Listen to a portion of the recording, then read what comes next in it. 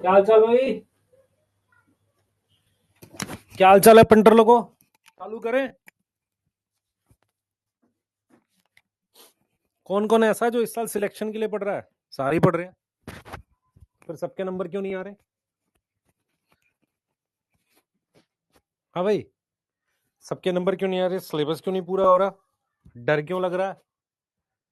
हैं?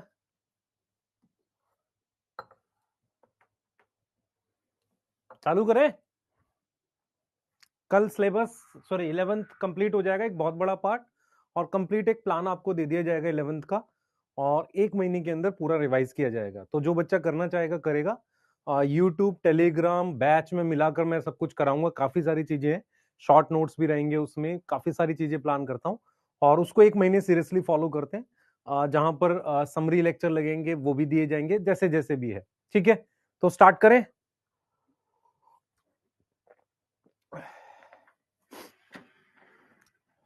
हाँ, मैं डरा रहा हूं। माइलस्टोन टेस्ट होगा, वहीं से कंटिन्यू कर देंगे। माइलस्टोन टेस्ट का एक नया प्लानर बना के दे देंगे। यस। हाँ, कंटिन्यू करेंगे 100%। लेवल थोड़ा सा मुश्किल ही रखेंगे। 2 टेस्ट आपने दिए, आपको समझ में आया होगा। लेवल थोड़ा सा मुश्किल रहेगा। ठीक है। माइलस्टोन टेस्ट का नीट एडवांस की बुक से भी, ताकि आप बुरे क्वेश्चन के लिए भी तैयार रहें। समरी वाला वीडियो बेटा यूट्यूब पर दूंगा। ठीक है।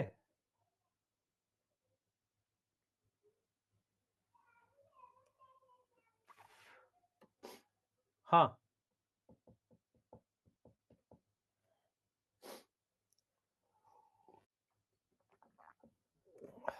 ठीक है वंशराज गौतम। कल का लेक्चर बेटा सर्वेश सर को ना देख के मैं मंडे वाला कोशिश करता हूं, ताकि वेडनेसडे से मैं स्टार्ट कर सकूं सेक्सुअल रिप्रोडक्शन, जैसा आप लोग बोलेंगे। वैसे मैं क्लासेस कल मॉर्निंग में नहीं, मंडे मॉर्निंग में सेक्सुअल रिप्रोडक्शन फ्लावरिंग प्लांट सोच रहा था स्टार्ट करने का। मंडे मॉर्निंग में, क्योंकि उस दिन एसीपी सर की क्लास नहीं है। ठीक है। यस। हाँ, क्योंकि उनकी फिर 2 क्लास हो जाएगी, 2 थोड़ी आप कर पाओगे एक साथ।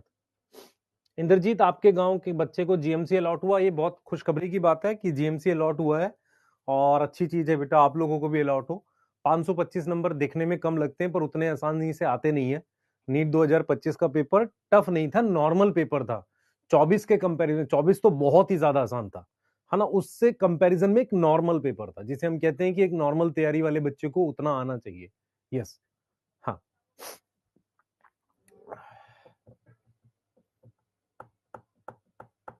चले बेटा, चैट को ऑफ करें।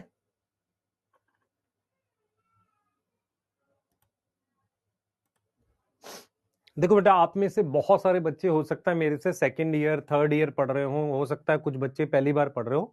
ये मेरी रिस्पॉन्सिबिलिटी है कि अब आने वाले एक महीने में आपको 11th रिवाइज करके दूं। मैं करूंगा और साथ में आप भी करेंगे। जो जो काम देता जाऊंगा उसको करते हुए चलो, डेली टारगेट देके आपको एक महीने के अंदर पूरी 11th को रिवाइज करने का फुल प्लान दे देते हैं। और फिर उसके साथ साथ 12th चलती रहेगी। जब 11th आपकी चल मतलब रिवाइज हो रही होगी, 12th के टॉपिक में क्या चल रहा होगा, सेक्सुअल रिप्रोडक्शन, फ्लावरिंग प्लांट और जेनेटिक्स स्टार्ट हो चुकी होगी। चांसेस ये है कि हम नवंबर और दिसंबर एंड मतलब 20-20 तारीख तक जेनेटिक्स फिनिश कर रहे होंगे, ऐसा मान के चलो। क्योंकि जेनेटिक्स में टाइम लगता है, दोनों चैप्टर बड़े हैं।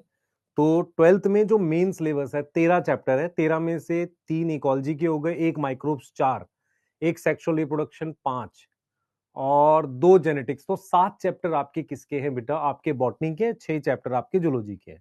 तो कंपैरेटिवली आप देखोगे कि वेटेज जो है बॉटनी की 12th में काफी अच्छी खासी है। और क्योंकि जेनेटिक्स होने की वजह से टाइम लगता है उसको कराने में। यस। हाँ, कल मेरी क्लास होगी, सुबह है 9 बजे। आज चैप्टर कंप्लीट नहीं हो सकता, 5 हार्मोन पढ़ाने बेटा, समझा के पढ़ाने, रटवाना नहीं है। तो टाइम लगेगा। 5 हार्मोन आज नहीं पढ़ सकते हम, है ना, कुछ भी करके नहीं पढ़ सकते। 5 हार्मोन नहीं पढ़ सकते, और उसको हापड़ दापड़ में कराने का कोई फायदा नहीं। आज और कल में मिलके हम 5 हार्मोन कराएंगे। ठीक है, चीजें आप थोड़ी सी अपने अंदर और अच्छे से करेंगे आज। ठीक है। यस। तो अभी तक हमने क्या पढ़ लिया है? ग्रोथ पढ़ लिया है भाई, डेवलपमेंट पढ़ लिया है। सब लोगों को ये याद है कि ग्रोथ के क्या क्या फीचर होते हैं? प्लांट ग्रोथ के ओपन होता है, इनडिटर्मिनेट होता है, यस याद आ रहा है।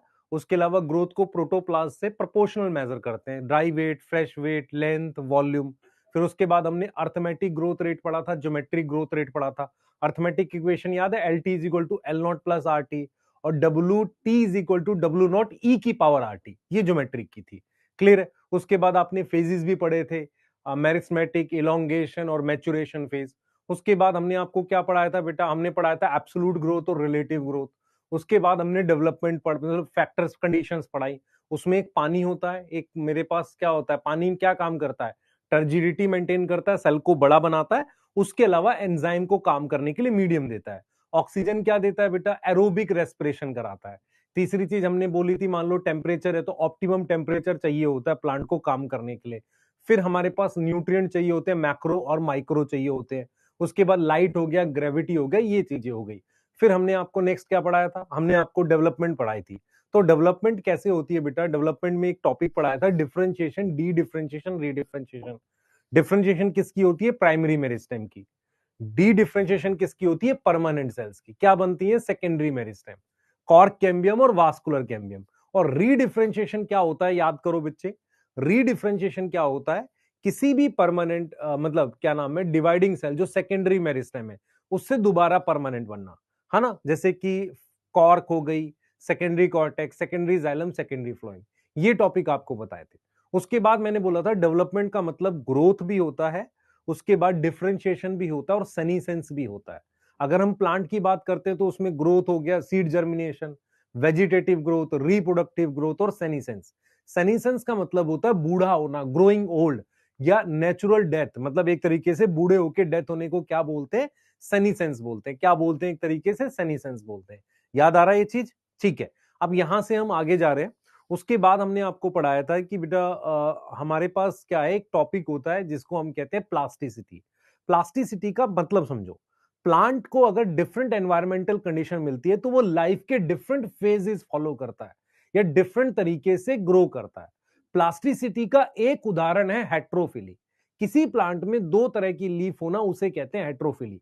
कॉटन, कोरिएंडर, लरक्सपर, इनमें डेवलपमेंटल हेट्रोफिली, मतलब प्लांट चाहे किसी भी कंडीशन में हो, दो तरह की लीफ बनती है। एक प्लांट होता है जिसका नाम बटर कप है, पानी में अलग तरह की लीफ होती है, लैंड पर अलग तरह की लीफ होती है। क्लियर है। उसके बाद मैंने लास्ट आपको क्या पढ़ाया था? आपको याद है? मैंने आपको पढ़ाया था ग्रोथ और डेवलपमेंट को कंट्रोल करने के लिए दो तरह के फैक्टर होते हैं। एक होते हैं एक्सट्रिंसिक, टेम्परेचर, लाइट, न्यूट्रिएंट, ये सारे, और इंट्रिंसिक। इंट्रिंसिक दो तरह के हैं। एक सेल के अंदर, तो सेल के अंदर को क्या बोलोगे? इंट्रासेलुलर, उसमें कौन आ जाएगा? जीन आ जाएगा। और सेल्स के बीच में इंटरसेलुलर। तो इंटरसेलुलर का मतलब ये वो केमिकल्स होते हैं जो सेल के बीच में होते हैं और जाकर अपना इंपैक्ट दिखाते हैं। क्लियर है कि नहीं? क्लियर है कि नहीं?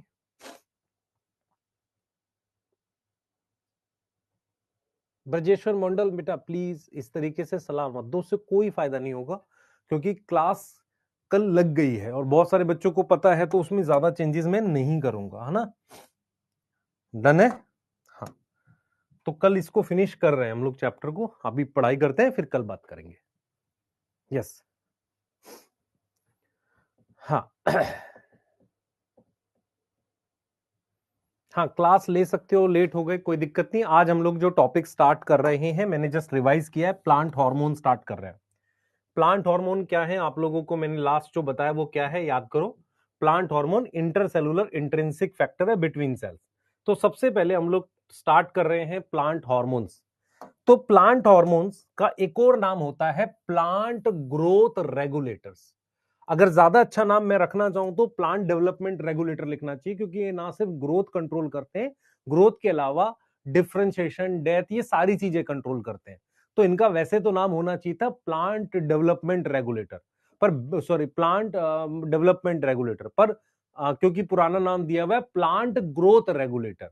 तो प्लांट ग्रोथ रेगुलेटर्स का एक और नाम है प्लांट हार्मोन्स। एक और नाम क्या है बेटा? Plant hormones. और उसके अलावा एक और नाम है फाइटो हार्मोन्स। फाइटो का क्या मतलब होता है? कि ये प्लांट के अंदर मिलते हैं, phyto hormones. Yes, phyto hormone, phyto का मतलब प्लांट हो गया, हार्मोन्स आपको पता है, आपने पढ़ा हुआ है। तो सबसे पहले प्लांट ग्रोथ रेगुलेटर्स जो हैं टोटल आपके सिलेबस में 5 है और 5 ही पढ़ाए भी जाते हैं। सबसे पहले ये सिंपल इन स्ट्रक्चर होते हैं। इनका जो स्ट्रक्चर होता है ना वो काफी ज्यादा सिंपल होता है। सिंपल इन स्ट्रक्चर होता है मतलब क्या हो गया, स्ट्रक्चर बहुत कॉम्प्लेक्स नहीं है। कॉम्प्लेक्स का मतलब ऐसा नहीं है कि बहुत कॉम्प्लिकेटेड टाइप का स्ट्रक्चर है जैसे डीएनए होता है, ऐसा कुछ नहीं है। सिंपल इन स्ट्रक्चर होता है। दूसरी चीज क्या है बेटा, ये डाइवर्स केमिकल नेचर के होते हैं। ऐसा नहीं होता कि सबका केमिकल नेचर एक जैसा है, तो डाइवर्स केमिकल नेचर है। मैं ऐसा नहीं कह सकता कि सारे प्लांट हार्मोन लिपिड हैं या सारे प्लांट हार्मोन क्या है कार्बोहाइड्रेट है, मैं ऐसा वर्ड यूज नहीं कर सकता। डाइवर्स केमिकल नेचर है। डाइवर्स मतलब अलग अलग केमिकल नेचर के, सिंपल डाइवर्स केमिकल नेचर के। तीसरी चीज क्या याद रखोगे, इंटरसेलुलर। इंटरसेलुलर इंट्रिंसिक फैक्टर है। इंटरसेलुलर क्या है, इंट्रिंसिक फैक्टर है। इंट्रिंसिक फैक्टर होते हैं, यस। इंटरसेलुलर इंट्रिंसिक फैक्टर होते हैं, यस, क्लियर है। और एक और चीज याद रखो, ये सारे ऑर्गेनिक होते हैं। ऑर्गेनिक समझ में आता है, सारे के सारे क्या होते हैं, ऑर्गेनिक होते हैं। एक और चीज आप याद रखो, किस पे काम करते हैं, act on living plant tissue.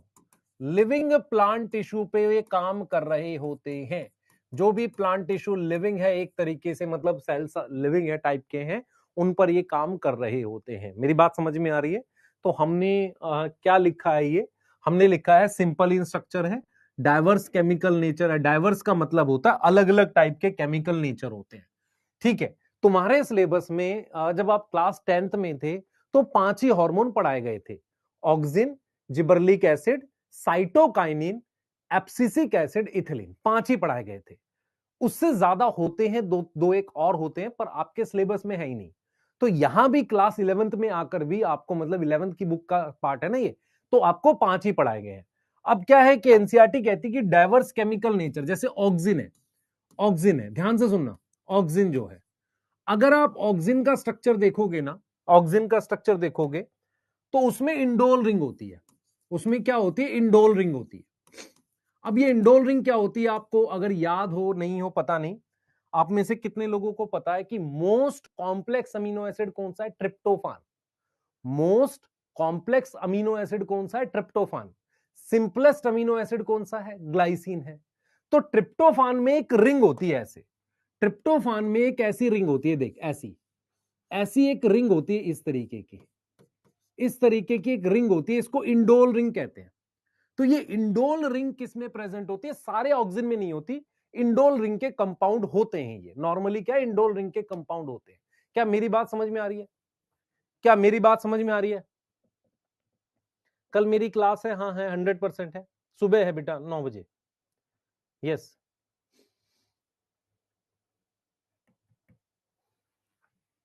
ठीक है, थर्ड पॉइंट है इंटरसेलुलर। कल की क्लास छोड़ी है क्या, इंटरसेलुलर इंट्रिंसिक फैक्टर क्या बताया था, ये सेल है, ये सेल है, इसके बीच में केमिकल्स होते हैं, ये यहां से दूसरी जगह भी जा सकते हैं, सेल्स के बीच में होते हैं, डिफ्यूजन से मूव कर सकते हैं।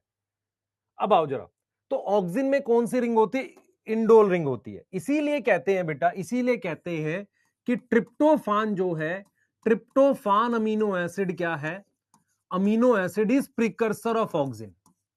Amino acid is precursor. Precursor समझ में आता है, प्रीकर्सर का मतलब होता है किससे बनता है, ऑफ ऑक्सिन।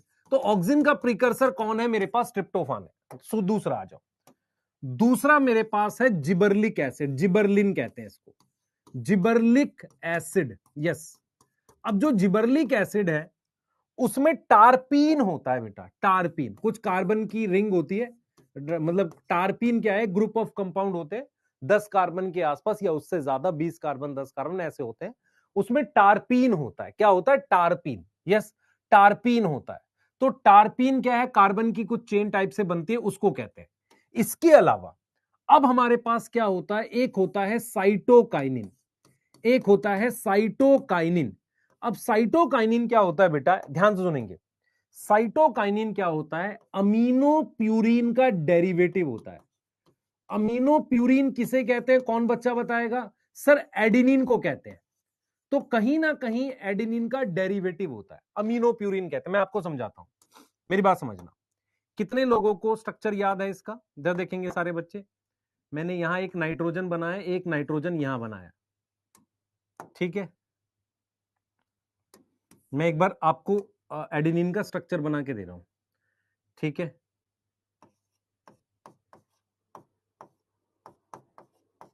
आपने बायोमोलिक्यूल पढ़ा होगा ना, तो उसमें हमारे पास आता है ये टॉपिक आता है। अब ये एडेनिन का स्ट्रक्चर है, डबल बॉन्ड और हाइड्रोजन लगानी होती है, एक डबल बॉन्ड यहां, इसको छोड़ के एक यहां, इसको छोड़ के एक यहां और एक यहां लगता है, बाकी आप हाइड्रोजन से वैलेंसी पूरी कर दो। और यहां पर क्या है बेटा, अगर कार्बन काउंट करोगे तो यहां से 1 चालू होता है, 4, 5 और 6। अब यहां पर एक ग्रुप जुड़ता है जिसका नाम फरफ्यूराइल है, और ये 6th कार्बन पर जुड़ता है, ऐसे करके ग्रुप जुड़ता है जिसका नाम फरफ्यूराइल है। तो आपको समझना पड़ेगा कि साइटोकाइनिन, जैसे ये किसका स्ट्रक्चर है बेटा, ये प्यूरिन है। अब प्यूरिन में क्या होता है, मेरी बात समझना ध्यान से, प्यूरिन में क्या होता है हमारे पास, ध्यान सुनेंगे बेटा, 6 अमीनो प्यूरिन एडिनिन को कहते हैं हम लोग।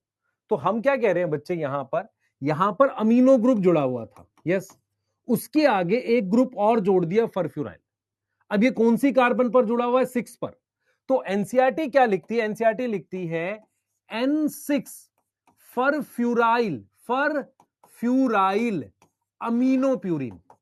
किसको किसको मेरी बात समझ में आ रही है, अमीनो प्यूरिन, किसको किसको मेरी बात समझ में आ रही है। सर स्ट्रक्चर याद करने या नहीं करने, तुम्हें बस ये ध्यान रखना है कि ये जो स्ट्रक्चर मैंने बनाया है, ये एडेनिन का स्ट्रक्चर बनाया। सर एक बार फिर बना दो, बना देता हूं। ऐसे नाइट्रोजन बनाई, फिर मैंने कार्बन बनाई, फिर मैंने ऐसे नाइट्रोजन बनाई, फिर कार्बन, फिर कार्बन, फिर कार्बन, ऐसे करके, फिर यह नाइट्रोजन, कार्बन और नाइट्रोजन, ऐसे। अब यहां पर मैंने डबल बॉन्ड बनाया, एक छोड़ के यहां, एक छोड़ के यहां डबल बॉन्ड, ऐसे। और यहां पर NH2 की वजह से इसको एडिनिन बोलते हैं, अमीनो प्यूरिन है। अब यहां पर मेरे पास एक ग्रुप जुड़ता है जिसको फरफ्यूराइल कहते हैं, फरफ्यूराइल। अगर आप ध्यान से देखो, ये एडिनिन का स्ट्रक्चर है। तो एडिनिन में N6 समझ में आता है, ये छठी कार्बन है, यहां से 1 काउंट करते हैं बेटा, यहां से 1 काउंट करते हैं, 2, 3, ऐसे करके ये 6th कार्बन आ रही है। तो 6th कार्बन N6 मतलब ये वाली नाइट्रोजन, यहां पर एक ग्रुप जुड़ा हुआ है फरफ्यूराइल। तो N6 फरफ्यूराइल अमीनो प्यूरिन किसका है हमारे पास, साइटोकाइनिन। तो साइटोकाइनिन या तो एडिनिन का डेरिवेटिव है, अमीनो प्यूरिन बोल सकते हो, ये नाम है। जिबरलिक एसिड क्या है, टारपीन है। ऑक्सीजन में कौन सी रिंग होती है, एंडोल। इसीलिए क्या लिख रहा है ये, डाइवर्स केमिकल नेचर लिख रहा है। आ रही है बात समझ बेटा। फरफ्यूराइल क्या है, फरफ्यूराइल क्या है बेटा, वो टारपिनोइड था, यस। फरफ्यूराइल क्या एक ग्रुप है ना, जैसे मिथाइल एक ग्रुप होता है, ऐसे एक ग्रुप होता है फरफ्यूराइल। वो कहां जुड़ा हुआ है, इस छठी कार्बन पर नाइट्रोजन NH2 से जुड़ा हुआ है।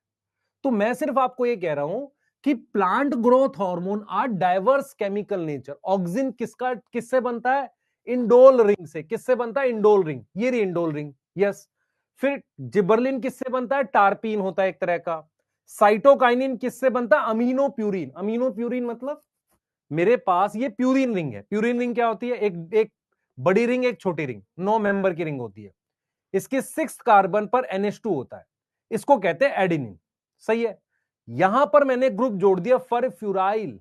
क्या जोड़ दिया, फरफ्यूराइल। मैं आपको स्ट्रक्चर दिखा देता हूं, मैं आपको स्ट्रक्चर दिखा देता हूं, थोड़ा सा आपको आइडिया लग जाएगा। ये देखो, इससे क्या होगा, आप थोड़ा कॉन्फिडेंट फील करोगे। ये देखो, ये दिख रहा है, आप पहले मुझे बताओ, ये दिख रहा है आपको। मैंने क्या किया, यहां तक ये प्यूरिन, अमीनो प्यूरिन था, एडिनिन था, ये ग्रुप जोड़ दिया, इसको फरफ्यूराइल कह रहे हैं। तो ये क्या हो गया, अब यहां पे 1 कार्बन 1 2 रिंग में 3 4 5 6, तो इसका नाम क्या है, N6 मतलब इस 6th पर जो नाइट्रोजन है उस पर ये ग्रुप जुड़ा है फरफ्यूराइल। ये क्या है, ये किसका स्ट्रक्चर है, ये साइटोकाइनिन का स्ट्रक्चर है। अब जैसे ये देखो आप, ये वाला देखो। अब कैरोटिनॉइड जो होते हैं, ये होते हैं कैरोटिनॉइड, कार्बन की चेन होती है लंबी सी, ये कैरोटिनॉइड होते हैं। टोटल इनमें 40 कार्बन होती है। तो अगर मैं आपसे कहूं एब्सिसिक एसिड किसका बना है, एब्सिसिक एसिड, तो एब्सिसिक एसिड, जिसको शॉर्ट में आप ABA लिखते हो, वो किसका डेरिवेटिव होता है? Derivative of carotenoid. किससे बनता है? Derivative of carotenoid. सर ये तो बहुत मुश्किल स्ट्रक्चर्स हैं, कैसे याद करेंगे? जीवन खराब हो गया, नाम याद करने हैं। ऑक्सिन की इंडोल रिंग याद करनी है, जिबरलिन की टार्पीन याद करनी है, साइटोकाइनिन किसका डेरिवेटिव है? प्यूरिन का। एब्सिसिक एसिड किसका है? कैरोटिनॉइड का। कैरोटिनॉइड में 40 कार्बन होती हैं लगभग, ऐसे चेन होती है स्टेट, ऐसे 40 कार्बन। ये देखो स्ट्रक्चर देखो, इस तरीके का होता है। 40 कार्बन कहां है? ऐसे हैं, देखो यहां 20 दे रखी है, यहां 20 दे रखी है, यहां 20 है यहां तक, फिर यहां 20 है, बीच में कुछ और है, तो 40 के आसपास इसमें हो सकता है। 40 कार्बन है, आपको समझ में आ रहा है? और ये देखो 14-15 यहां है इसकी, 13-14-15 इसकी, या 14-15 तो ये बीच में इसकी, तो टोटल कितनी कार्बन है? 40 कार्बन है।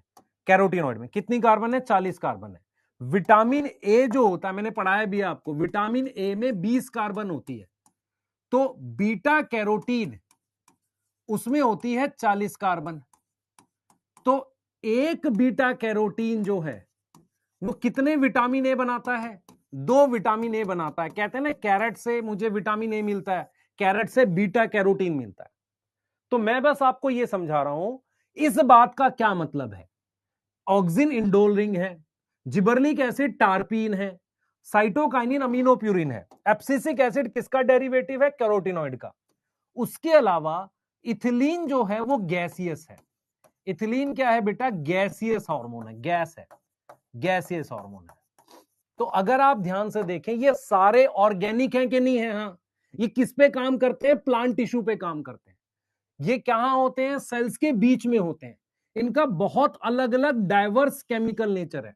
किसी में इंडोल रिंग है, कोई टार्पीन है, कोई प्यूरिन का डेरिवेटिव है, कोई कैरोटिनॉइड का है, कोई गैसियस हार्मोन है। अब समझ में आ रहा है बेटा? टार्पीन क्या होता है? ग्रुप ऑफ कंपाउंड होते हैं, है ना? टार्पीन क्या होता है? ग्रुप ऑफ कंपाउंड होते हैं, लगभग शायद 10 कार्बन के आसपास होती है उसमें, यस, टार्पीन में। हाँ, और वो 2 ले लेते हैं तो मेरे पास कुछ ऐसा बन जाता है जिबरलिक एसिड जैसा। यस, स्ट्रक्चर ड्रॉ करने हैं मेरे हिसाब से तो नहीं, पर तुम्हें क्या किसी को वो नहीं आता है? अच्छा, मैं बस आपसे ये जानना चाह रहा हूँ, पहली स्लाइड है, मैं आपसे ये जानना चाह रहा हूं क्या आपको ये आता नहीं है क्या? अमीनो प्यूरिन आना चाहिए ना, ये तो आना चाहिए बेटा। प्यूरिन का स्ट्रक्चर तो आना चाहिए ना, रटने से थोड़ी होगा। स्ट्रक्चर बहुत मुश्किल तो मैंने कुछ बनाया नहीं। इंडोल रिंग समझ में आ गई सबको? इंडोल रिंग पता चल रही है, इसमें तो ऐसा कुछ बनाया नहीं। फिर यहां पर मैंने क्या लिखा है? सिर्फ टार्पिन, इसका स्ट्रक्चर इन ड्रॉ किया। साइटोकाइनिन में मैंने क्या लिखा है? आप याद करो, साइटोकाइनिन में क्या लिखा है? फरफ्यूराइल अमीनोप्यूरिन लिखा है। एब्सिसिक एसिड किसका डेरिवेटिव है? कैरोटिनॉइड का, जिसमें 40 कार्बन होती हैं, और ये गैसियस है। नोट करिए, जल्दी से आगे चल रहे हैं। ठीक है, हाँ बेटा, मैंने याद करो पढ़ाया था कैरोटिनॉइड क्या होता है? अल्टरनेट डबल बॉन्ड होते हैं। एक यहां डबल बॉन्ड है, इसके लिए क्या वर्ड यूज करते हैं? Conjugate double bond. एक यहां है, फिर एक यहां है, फिर एक यहां है, एक ऐसे करके डबल बॉन्ड होते हैं। कैरोटिनॉइड 40 कार्बन का होता है। अब कैरोटिनॉइड सुनना ध्यान से, कैरोटिनॉइड 2 तरीके के होते हैं। एक होता है कैरोटीन जो 40 कार्बन का है, और एक होता है ज़ेंथोफिल, वो भी 40 कार्बन का होता है, पर उसमें ऑक्सीजन भी आ जाती है। तो xanthophyll is oxygen derivative of carotene. तो कैरोटीन आपने सुना हुआ है, ज़ेंथोफिल आपने सुना हुआ है, दोनों को मिला के कैरोटिनॉइड कहते हैं। इससे कोई हार्मोन बनता है क्या? प्लांट का बनता है। क्या नाम है उसका? एब्सिसिक एसिड बनता है। इथिलीन एक गैसियस हार्मोन है। साइटोकाइनिन किसका डेरिवेटिव है? प्यूरिन का। जिबरलिक एसिड टार्पिन का। नोट करिए, चलिए जल्दी। बेटा फरफ्यूराइल का मतलब समझ, पहले फरफ्यूराइल का मतलब समझ। देख मेरी बात समझ, फरफ्यूराइल ग्रुप ये है, ये जो यहां तक है, ये जो मैंने बनाया है, ये किसका स्ट्रक्चर है? ये प्यूरिन, एडिनिन का स्ट्रक्चर है। एडिनिन पता है ना आपको? एडिनिन का स्ट्रक्चर है। अब इसी 6 कार्बन पर यहां NH2 था, हाइड्रोजन हटाकर ये पूरा ग्रुप जो लगा हुआ है, इसको फरफ्यूराइल कह रहे हैं, CH2 और ऐसे करके। तो हमें सिर्फ नाम याद करना है। क्या नाम लिखती है एनसीईआरटी? क्या लिखती है? देखो एनसीईआरटी क्या लिखती है? एनसीईआरटी लिखती है कि साइटोकाइनिन इज बेसिकली N6। क्या लिखती है? N6। N6 फरफ्यूराइल aminopurine. तो कहीं ना कहीं जैसे मान लो बेंजीन की रिंग पे मिथाइल जोड़ते हैं, OH ग्रुप जोड़ते हैं, ऐसे ही मेरे पास प्यूरिन रिंग पर मैंने कौन सा ग्रुप जोड़ा हुआ है? फरफ्यूराइल। यस, एडिनिन और प्यूरिन एक ही है, मैं आपको समझा देता हूं। प्यूरिन एक रिंग होती है, इधर देख बेटा, प्यूरिन एक रिंग होती है। अगर आपको नहीं पता मैं आपको थोड़ा सा आइडिया दे देता हूं। प्यूरिन हमारे पास एक रिंग होती है ऐसे, ये देख, दिस इज प्यूरिन,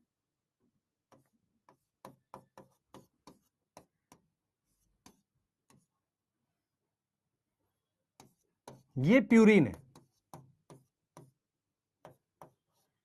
ठीक है। अब ये, अब मुझे बताना,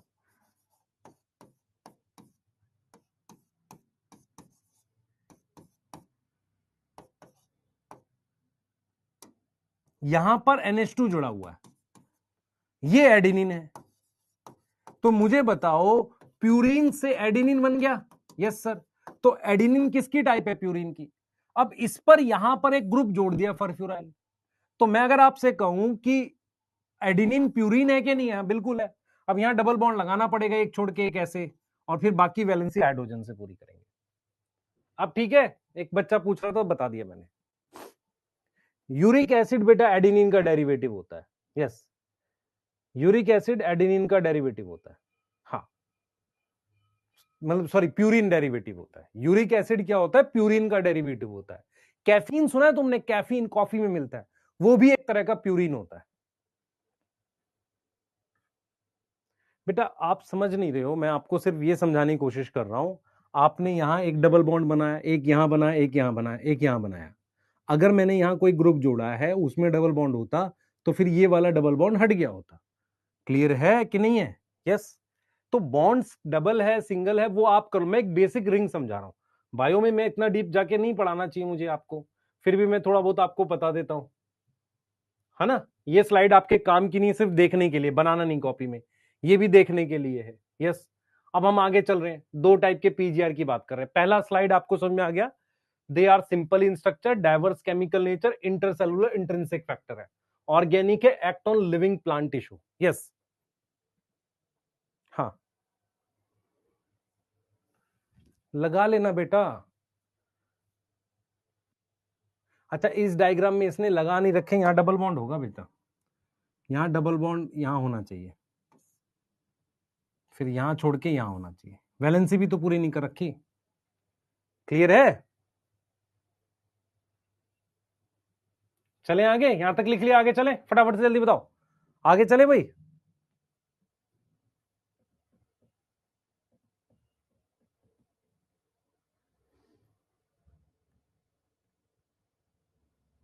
बेटा मैं आपको डीएनए में दोबारा पढ़ाऊंगा, एडेनिन, गुआनिन, एटीपी, जीटीपी, ये पढ़ाऊंगा स्ट्रक्चर। जब डीएनए का स्ट्रक्चर पढ़ाऊंगा ना, क्योंकि बायोमोलिक्यूल मैंने नहीं पढ़ा रखा आपको, तो मुझे पढ़ाना पड़ेगा वो आपको, वो खुद से पढ़ाना पड़ता है मुझे, क्योंकि मैं उसको यूज करता हूं इसलिए। अब आ जाओ बेटा, दो टाइप के पीजीआर है हमारे पास, प्लांट ग्रोथ रेगुलेटर होते हैं दो कैटेगरी में, ठीक है। अब ये किसके हिसाब से? On the basis of role है, बेसिस ऑफ रोल। दो तरह के कैटेगरी में हम इनको डिवाइड करते हैं। एक होते हैं पीजीपी, पीजीपी, पीजीपी का क्या मतलब है? पीजीपी, पीजीपी का मतलब है कि ये ग्रोथ प्रमोट करने की एक्टिविटी करते हैं, तो इन्हें हम कहते हैं plant growth promoter, plant growth promoters.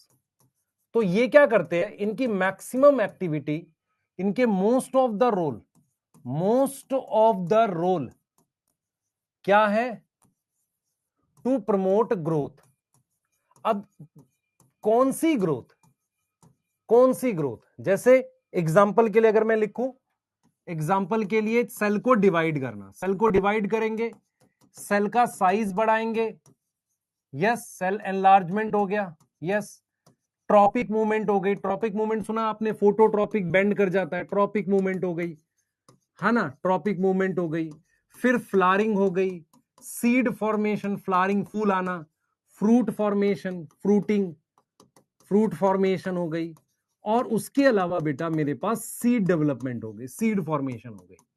तो मैक्सिमम अगर मेरे पास ग्रोथ वाली एक्टिविटीज है उन्हें पीजीपी कहते हैं। इनमें मेरे पास ऑक्सिन आता है, जिबरलिक एसिड आता है और साइटोकाइनिन आता है, ये तीन आते हैं। तो पीजीपी वो होते हैं वो हार्मोन्स जिनकी मैक्सिमम एक्टिविटी ग्रोथ प्रमोट करने की है। उसके अलावा हमारे पास एक आते हैं पीजीआई, एक क्या आते हैं बेटा, पीजीआई आते हैं। क्या आते हैं? पीजीआई आते हैं, पीजीआई आते हैं। पीजीआई क्या होता है, मेरी बात समझो ध्यान से। क्या होता है बेटा, प्लांट को कई तरह का स्ट्रेस होता है। स्ट्रेस मतलब किसी प्लांट में कीड़ा लग गया तो वो चाहेगा नहीं कि अभी ग्रो करो। किसी प्लांट को पानी कम मिला तो प्लांट क्या करता है बेटा, इनको कहते हैं plant growth inhibitor, plant growth inhibitor. अब ये प्लांट की ग्रोथ इनहिबिट क्यों करते हैं? होता क्या है कि इन बायोटिक स्ट्रेस कौन सा होता है? इंसेक्ट का attack, biotic and abiotic stress. समझो ध्यान से, बायोटिक स्ट्रेस और एबायोटिक स्ट्रेस और इन इंजरी प्लांट को ये हेल्प करते हैं, प्लांट की ग्रोथ को क्या करते हैं, स्लो करते हैं, ताकि प्लांट को टाइम मिले। प्लांट की ग्रोथ को क्या करेंगे, डिक्रीज करेंगे, है ना, ताकि प्लांट सरवाइव कर सके। किस में करेंगे? स्ट्रेस, किसी भी तरीके का। What is biotic stress? मान लो किसी प्लांट को कीड़ा लग गया, इंसेक्ट ने अटैक कर दिया, या किसी प्लांट को किसी फंजाई ने अटैक कर दिया, they are biotic stress. Abiotic stress मतलब कम पानी मिलना, ड्रॉट हो गया। मान लो एक प्लांट में, मेरी बात समझना, एक प्लांट को पानी नहीं मिल रहा है, तो क्या उसको अपना स्टोमेटा खुला रखना चाहिए, बंद कर देना चाहिए? बंद कर देना चाहिए। मेरी बात समझ पा रही हो?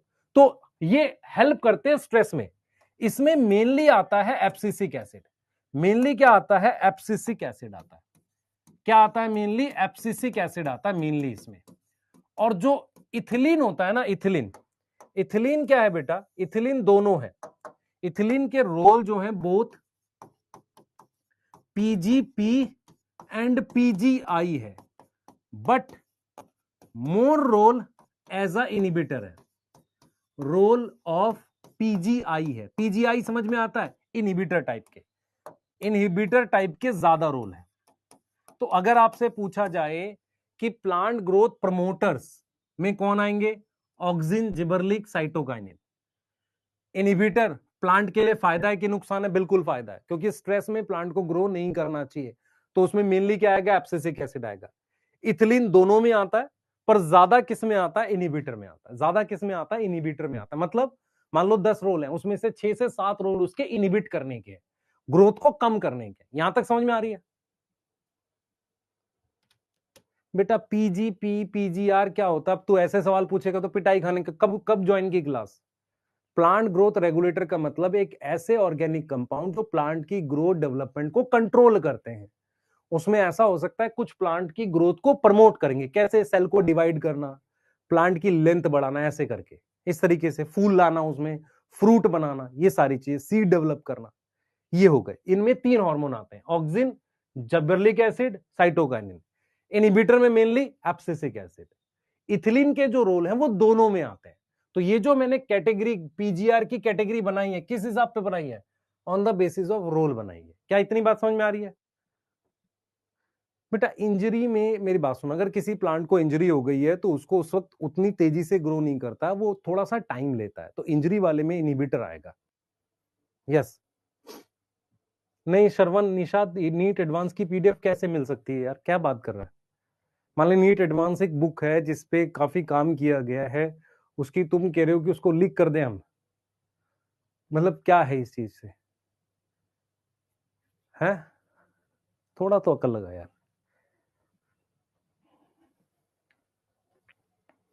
ट्रॉपिक मूवमेंट आपने पढ़ा है बेटा? ट्रॉपिक मूवमेंट आपने सुना है क्लास 10th में? फोटोट्रॉपिज्म, लाइट की तरफ बेंड करना। यस वरुण, प्यूरिन और गाउट को करेंगे। 16 क्वेश्चन गलत हुए, आरएस याद होना चाहिए। हाँ, इससे तुझे पता लगेगा और पढ़ना है।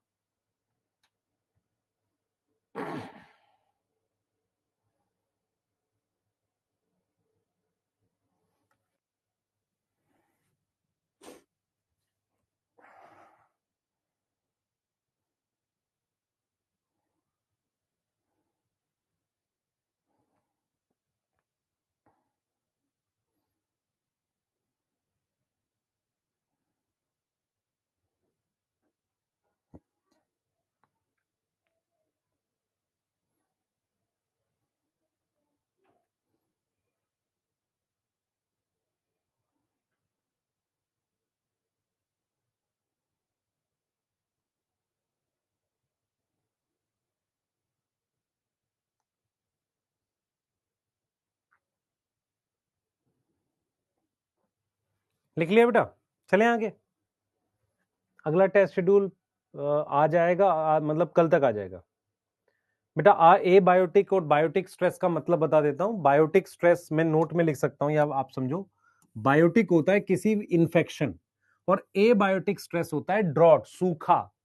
यस, सही है। कोल्ड मतलब बहुत ठंडा हो जाना, सही है। मैं आपको नोट में लिख देता हूं, नोट में लिख देता हूं ताकि आपको पता रहे। बायोटिक स्ट्रेस क्या होगा, बायोटिक स्ट्रेस क्या होगा आपको, बायोटिक स्ट्रेस कौन सा है, कोई इंफेक्शन हो जाए तो उसमें क्या हो गया, इंसेक्ट फंगल इन्फेक्शन, प्लांट को फंगल इन्फेक्शन, इंसेक्ट का अटैक हो गया, इंसेक्ट का अटैक हो गया, ये सब क्या आ गया, बायोटिक स्ट्रेस में आता है। ए बायोटिक स्ट्रेस में क्या होगा, सॉल्ट, नमक ज्यादा होना। भाई ए बायोटिक स्ट्रेस में क्या होगा, ड्रॉट और सैलिनिटी। सैलिनिटी मतलब नमक ज्यादा होना। यस, आपको पता है कि मिट्टी की पीएच चेंज हो रही है धीरे धीरे। अगर हम कोई क्रॉप सब जगह क्यों नहीं उगा सकते, पीएच बहुत इंपैक्ट करती है। क्या हो रहा है कि हम लोग मिट्टी की पीएच बदल रही है, जो सॉइल है उसकी पीएच कैसे बदल रही है बताता हूँ। बहुत सारी जगह ग्राउंड वाटर निकाल के ऊपर मतलब इरिगेशन की जाती है, उससे क्या होता है, पानी तो उड़ जाता है और जो बहुत सारा नमक है वो सरफेस पे रह जाता है क्योंकि खारा पानी होता है। तो उससे क्या हो रहा है, सॉइल की पीएच चेंज हो रही है। अब अगर सॉइल की पीएच चेंज हो रही है तो क्या करेंगे, मान लो आपको पता है कि सॉल्ट जो होता है वो कई तरह का होता है। एक न्यूट्रल सॉल्ट होता है, एक एसिडिक सॉल्ट होता है, एक बेसिक सॉल्ट होता है। तो अगर पीएच चेंज हो रही है तो आपको उसका रिवर्स केमिकल ऐड करना पड़ेगा, तब पीएच नॉर्मल होगी। इसीलिए कह रहे हैं कि मिट्टी की को नॉर्मल करने के लिए भी कुछ केमिकल डालने पड़ते हैं, केमिकल इनपुट बढ़ता जा रहा है। ये बात समझ में आ रही है। तो सैलिनिटी का मतलब होता है नमक ज्यादा होना मिट्टी में, वो प्लांट को नुकसान भी करता है। यस। ट्रॉपिक मूवमेंट क्या होता है, अगर आपने थोड़ा भी पढ़ा हो, आपने थोड़ा भी पढ़ा हो कि ये प्लांट है मान लो और ये सन है, सन की तरफ अगर प्लांट बेंड कर जाए ग्रो करते हुए तो उसे कहते थे फोटोट्रॉपिज्म। याद आया, फोटो, फोटो मतलब लाइट, ट्रॉपिज्म मतलब मूवमेंट विद ग्रोथ, उसे कहते हैं ट्रॉपिक मूवमेंट। क्या बोलते हैं, ट्रॉपिक मूवमेंट। यस, यस,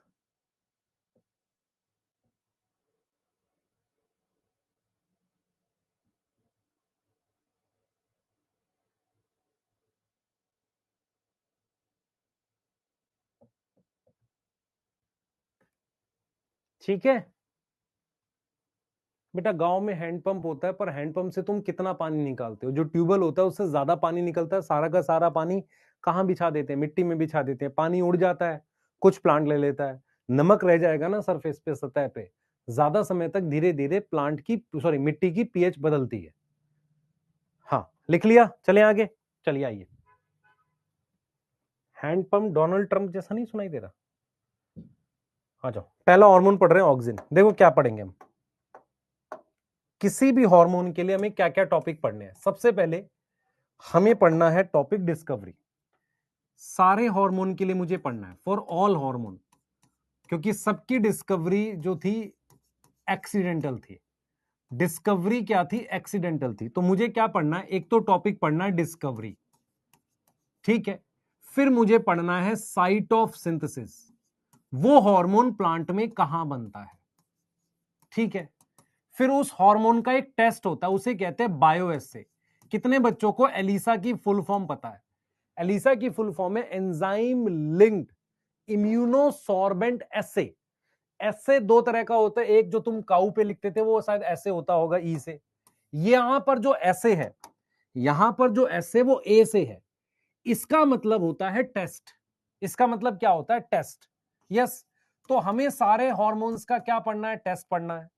उसके अलावा उसके क्या पढ़ने हैं बेटा, एग्जाम्पल पढ़ने हैं। उसके अलावा हमने क्या पढ़ना है, उसका एग्जाम्पल्स पढ़ने हैं। हमें क्या पढ़ने हैं, उनके एग्जाम्पल्स पढ़ने हैं। यस, क्लियर है।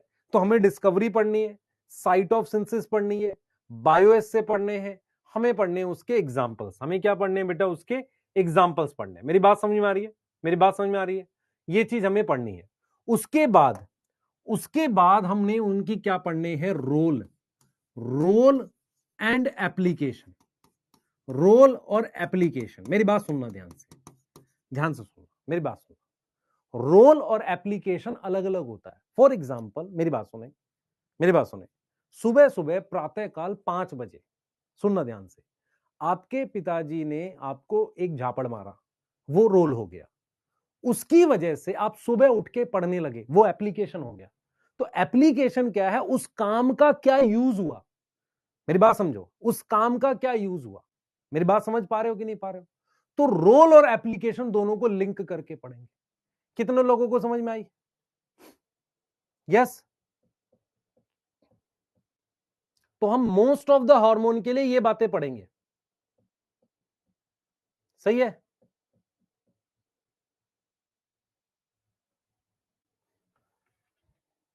मान लो, मेरी बात सुने, मान लो एक हार्मोन है, एक हार्मोन है जो क्या करता है बेटा, जिसकी वजह से ब्रांच बनती है। अब कोई ऐसा प्लांट जिसमें ब्रांच बनने से फायदा हो, उसमें वो काम करेगा। समझ में आ रहा है नहीं आ रहा? मेरी बात समझ में आ रहा है नहीं आ रहा?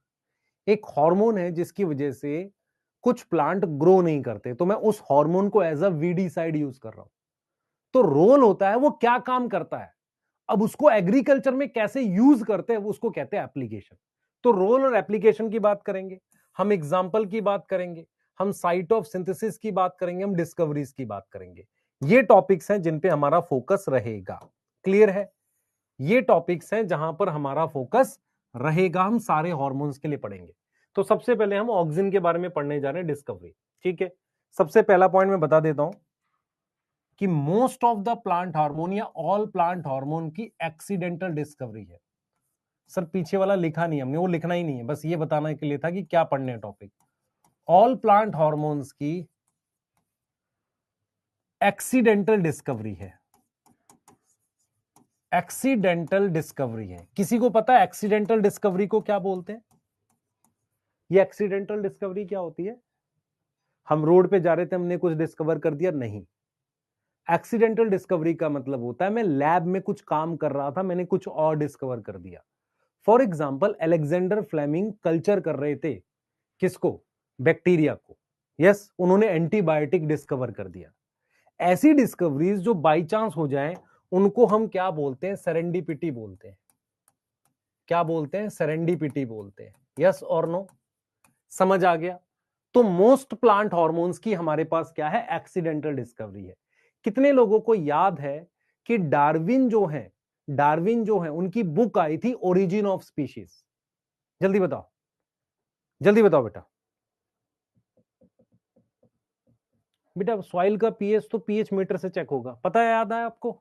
तो डार्विन की बुक आई थी 1859 में, 1859 में, है ना? 1857 में इंडिया में तो लड़ाई चल रही थी, पर वहां कुछ साइंटिस्ट कुछ डिस्कवरीज कर रहे थे। 1859 में उनकी बुक आई थी ओरिजिन ऑफ स्पीशीज।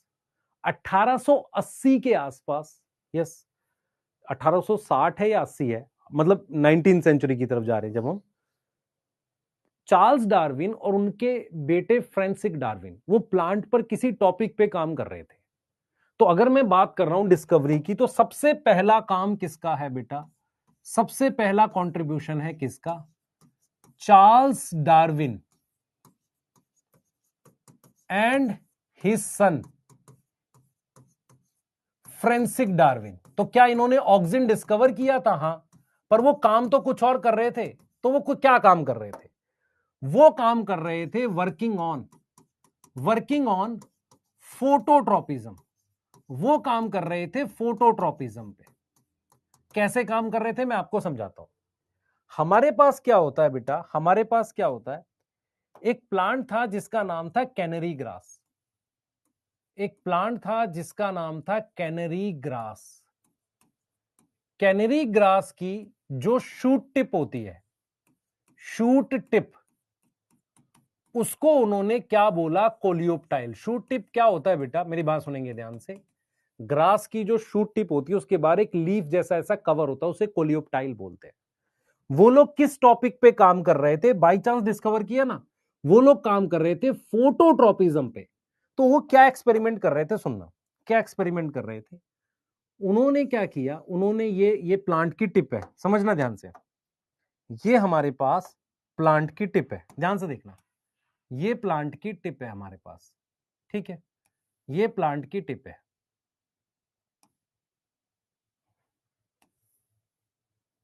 मेरी बात ध्यान से सुनना। ये प्लांट की टिप है। इस पर मैंने, ध्यान देंगे, इस पर मैंने, ये प्लांट की टिप है, टिप समझ में आता है, यहां पर ऐसे लीव जैसा कुछ कवर होगा ऐसे, इसको कह रहे हैं कोलियोप्टाइल। इसको क्या कह रहे हैं? कोलियोप्टाइल कह रहे हैं। कोलियोप्टाइल क्या होता है बेटा? ग्रास की जो टिप होती है उसको कहते हैं कोलियोप्टाइल। उसने ये देखा, डार्विन ने ये देखा कि जब मैं एक साइड से लाइट दे रहा हूं, एक साइड से लाइट दे रहा हूं, तो ये टिप जो है वो ऐसे बेंड कर रही है, ऐसे। मैं लाइट कहां से दे रहा हूं? यहां से। मैं एक साइड से इस पर लाइट डाल रहा हूं, ऐसे यहां पर लाइट डाल रहा हूं, तो उसकी वजह से ये बेंड हो गया, उसकी वजह से ये क्या हो गया? ऐसे बेंड हो गया। तो क्या किया उन्होंने वो सुनो ध्यान से। इन्होंने क्या बोला, डार्विन ने क्या बोला? डार्विन ने बोला कि व्हेन यूनिलेटरल इल्यूमिनेशन, इसका क्या मतलब? ये तो बहुत खतरनाक इंग्लिश का शब्द हो गया। यूनिलेटरल का मतलब होता है एक साइड से, इल्यूमिनेशन का मतलब होता है लाइट देना। यूनिलेटरल इल्यूमिनेशन कर रहे हैं, illumination lead to bending of coleoptile, bending of coleoptile. क्या मेरी बात समझ में आई? उन्होंने क्या बोला? उन्होंने बोला कि जब मैं ये टिप पे लाइट डाल रहा हूं एक साइड से, यहां से लाइट डाल रहा हूं, देख रहे हो, एक साइड से लाइट डाल रहा हूं, उसकी वजह से ये बेंडिंग हो गई, ये देख रहे हो बेंड हो गया। यूनिलेटरल का मतलब होता है एक साइड से, इल्यूमिनेशन का मतलब लाइट देना, उससे बेंडिंग हो गई। किसकी? कोलियोप्टाइल की। किसकी हो गई? Coleoptile. What is coleoptile? Coleoptile क्या होता है? किसी ग्रास के टिप को हम क्या बोलते हैं? शूट टिप को कोलियोप्टाइल बोलते हैं। तो वो किस पर काम कर रहे थे? डार्विन का एक्सपेरिमेंट किस पर था? कैनरी ग्रास पर। किस पर था? कैनरी ग्रास पर। यस और नो? यस। अब उन्होंने क्या बोला? उन्होंने बोला कि अगर मैं इस टिप को कवर कर लूं, अगर मैं इस टिप को क्या कर लूं? कवर कर लूं, है ना। कवर करने का क्या मतलब है? मैं यहां से तो सनलाइट दे रहा हूं, पर मैंने इसको क्या कर दिया? इस तरीके से कवर कर दिया, टिप को कवर कर दिया, तो मेरे पास कोई बेंडिंग नहीं हो रही है। तो मैंने क्या किया? जब टिप को कवर किया तो मेरे पास क्या हो गई? कुछ बेंडिंग नहीं हुई। तो इसका मतलब क्या हुआ? इनके अकॉर्डिंग क्या निकला कि कुछ ऐसा है, सम केमिकल, है ना, वो सिंथेसाइज हो रहा है टिप में, in tip, due to which bending occur. तो अगर आपसे पूछा जाए किस साइंटिस्ट ने ऑक्सिन को डिस्कवर किया था, ऑक्सिन को किसने डिस्कवर किया था? चार्ल्स डार्विन और इस सन फ्रांसिस डार्विन। कौन से ईयर्स में? 1880 या 1860 में, एग्जैक्ट आपको बता दूंगा, पर 19th सेंचुरी में। कौन से टाइम में? 19th सेंचुरी में। अभी 1800 कुछ को हम क्या लिखेंगे? 19th सेंचुरी लिखेंगे। यस और नो? 19th सेंचुरी लिखेंगे, सही है। वो किस पर काम कर रहे थे? एक मोनोकोट है, कैनरी ग्रास। मोनोकोट की शूट टिप को हम क्या बोलते हैं? मोनोकोट की ग्रासेस की शूट टिप को कोलियोप्टाइल बोलते हैं। तो उन्होंने बोला यूनिलेटरल, एक साइड से जब लाइट डालेंगे तो ऐसे बेंडिंग होगी, कवर कर देंगे, टिप को कवर करेंगे तो कोई बेंडिंग नहीं होगी। तो इसका मतलब लाइट की वजह से कुछ केमिकल बन रहा है जिसकी वजह से बेंडिंग हो रही है। अगर मैं आपको रियल रीजन बताऊं इसका, रियल रीजन मैं आपको समझाता हूं कैसे होता है। जैसे मान लेते हैं मेरे पास ये सेल है, आप समझना इस बात को, मेरे पास ये सेल है, तो जहां लाइट पड़ती है ना, इधर इधर जहां लाइट पड़ती है उसके अपोजिट साइड के सेल्स की लेंथ बढ़ जाती है। जैसे मान लो इन सेल्स की लेंथ बढ़ गई अपोजिट साइड के, और इन सेल्स की लेंथ उतनी ही रही, तो क्या ये स्ट्रक्चर ऐसे बेंड नहीं कर जाएगा? आप में से कितने लोगों को समझ आई लॉजिक? भाई आपके पास मान लो ये स्टेम है, आपके पास ये स्टेम है, इसमें ये सेल है, ये सेल है, ये सेल है, ये सेल है, ये सेल है। मेरे पास इधर क्या है? डार्कनेस है। तो डार्कनेस में क्या होता है बेटा? डार्कनेस में ज्यादा ग्रोथ होती है, आप समझो। तो डार्कनेस में क्या होगा? मेरे पास ज्यादा ऑक्सीजन बन जाता है, मोर ऑक्सीजन बन जाता है। उसकी वजह से क्या होगा? सेल की लेंथ बढ़ गई और ये ऐसे बेंड कर गया, इधर की तरफ बेंड कर गया। दो लाइनें हैं, एक लंबी हो जाए एक छोटी हो जाए, तो ये स्ट्रक्चर ऐसे बेंड कर जाएगा, ये रीजन होता है। तो चार्ल्स डार्विन और फ्रांसिस डार्विन, फादर और सन, वो काम किस टॉपिक पे कर रहे थे कि प्लांट पे सनलाइट का क्या इंपैक्ट आता है, पर उन्होंने बाई चांस केमिकल डिस्कवर कर लिया जिसका नाम क्या है, ऑक्सीजन। क्या ये समझ में आ रही है कि नहीं, ये बताओ।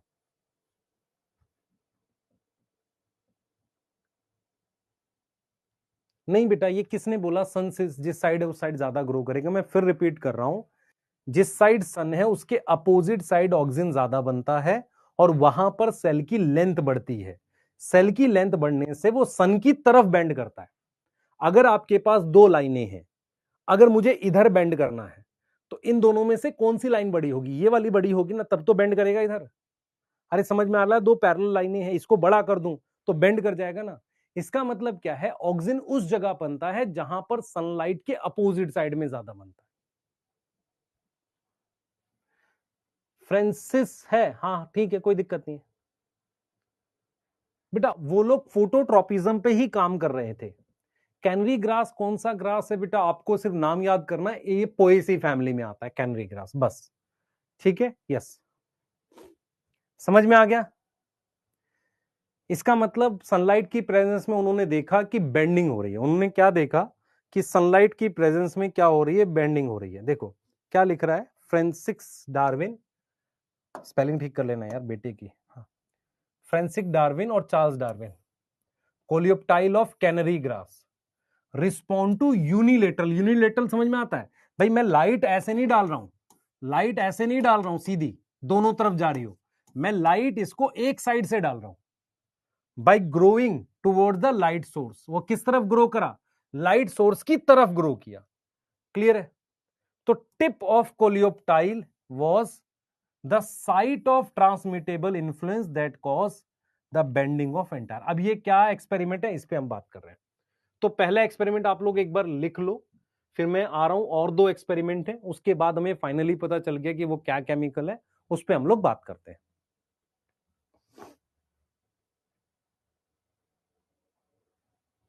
बेटा जिन चैप्टर का बैकलॉग है, लेक्चर प्रॉपर देख के नीट एडवांस आप लगा सकते हैं। हाँ चल, बिल्कुल सही है।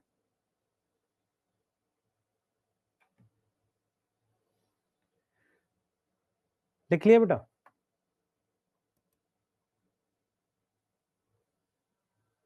फ्रांसिस होता है बेटा, फ्रांसिस होता है, फ्रांसिस होगा, है ना, यहाँ फ्रांसिस होगा।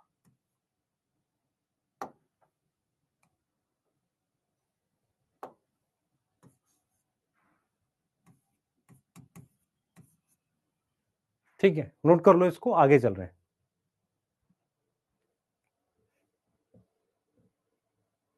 हाँ, मंडे को मेरी सुबह एक्स्ट्रा क्लास है, ध्यान रखिएगा। पीयूष राय बिल्कुल सफिशिएंट है। पीवाईक्यू नीट एडवांस, पीवाईक्यू आप लोग कर लो, पर पीवाईक्यू आपको आते रहेंगे, आसान होते हैं।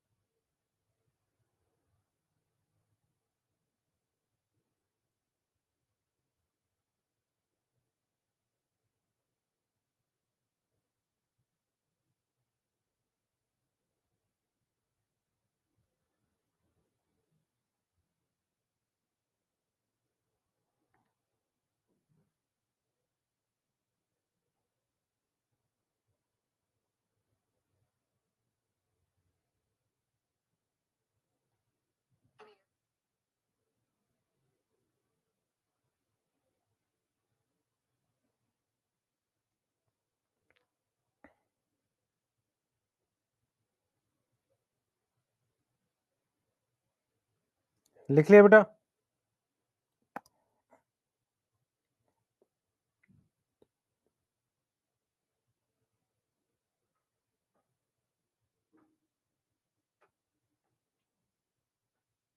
लिख लिया?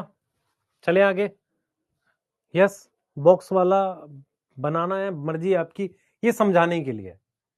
इस बात को नोट में लिख सकते हो कि, नोट में लिख सकते हो कि ऑक्सीजन की जो सिंथेसिस है इज मोर टुवर्ड्स कौन सी साइड?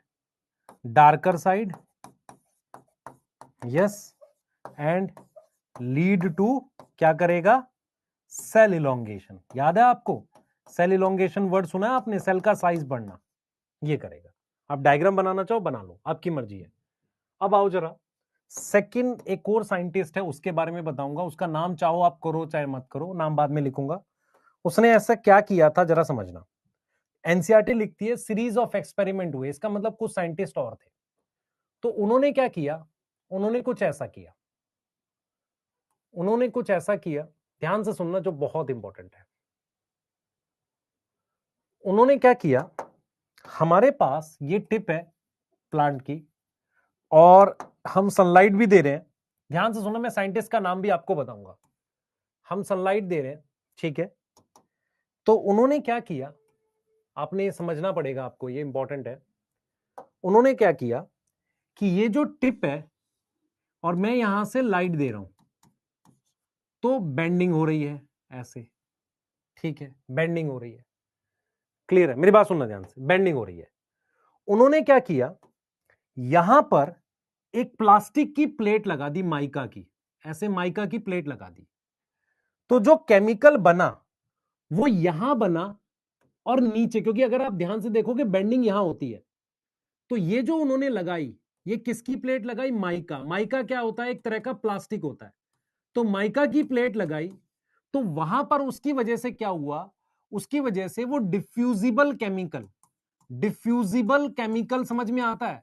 डिफ्यूजिबल केमिकल जो है नहीं डिफ्यूज कर पाया, not able to diffuse, able to diffuse, yes, not able to diffuse due to mica. Mica एक तरीके का प्लास्टिक है, तो उसकी वजह से कोई बेंडिंग नहीं हुई।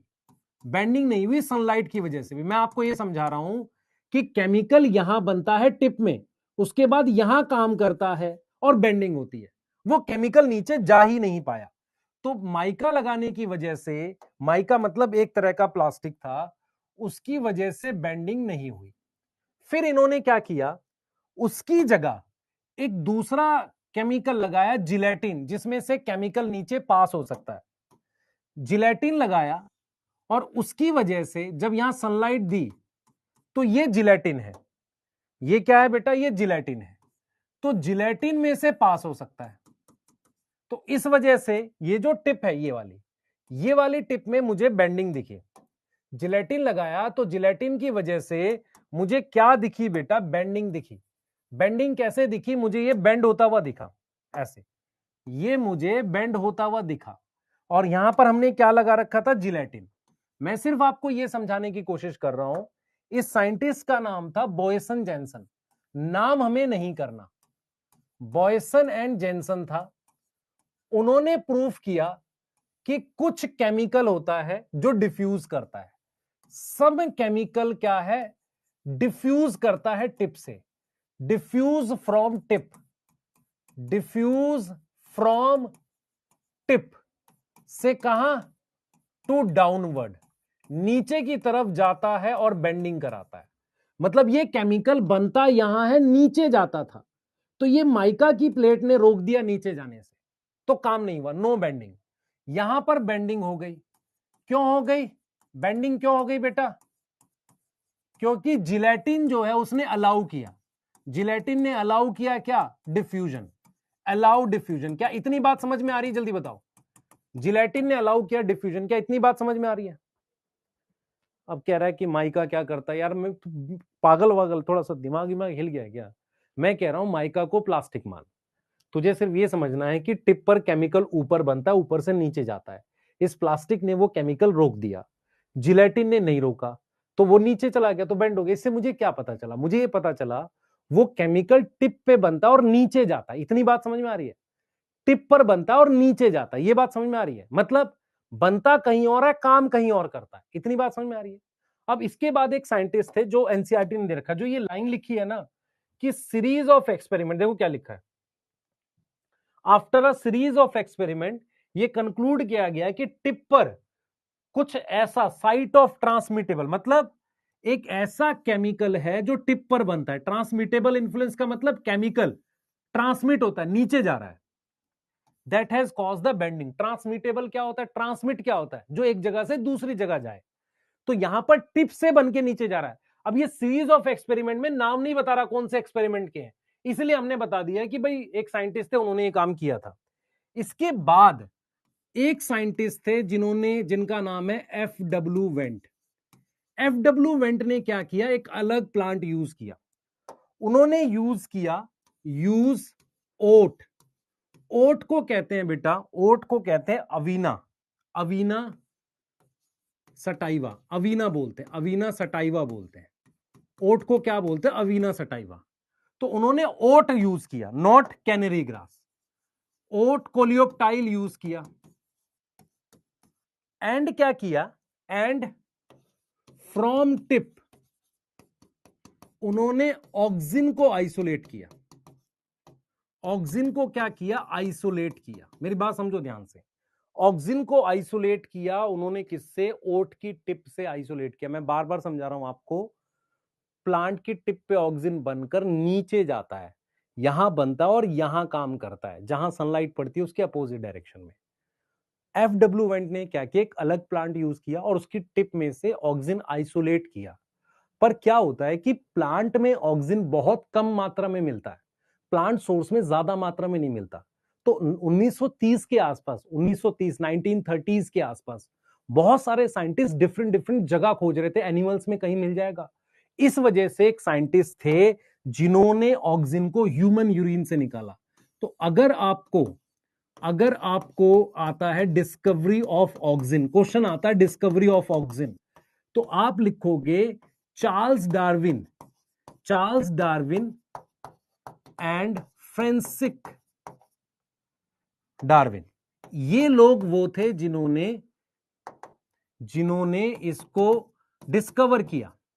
समझो, अगर आपसे पूछा जाए isolated auxin from oat tip coleoptile, वो थे मेरे पास एफ.डब्ल्यू. वेंट, पर वो बहुत कम अमाउंट में था, काम ही नहीं कर रहा था।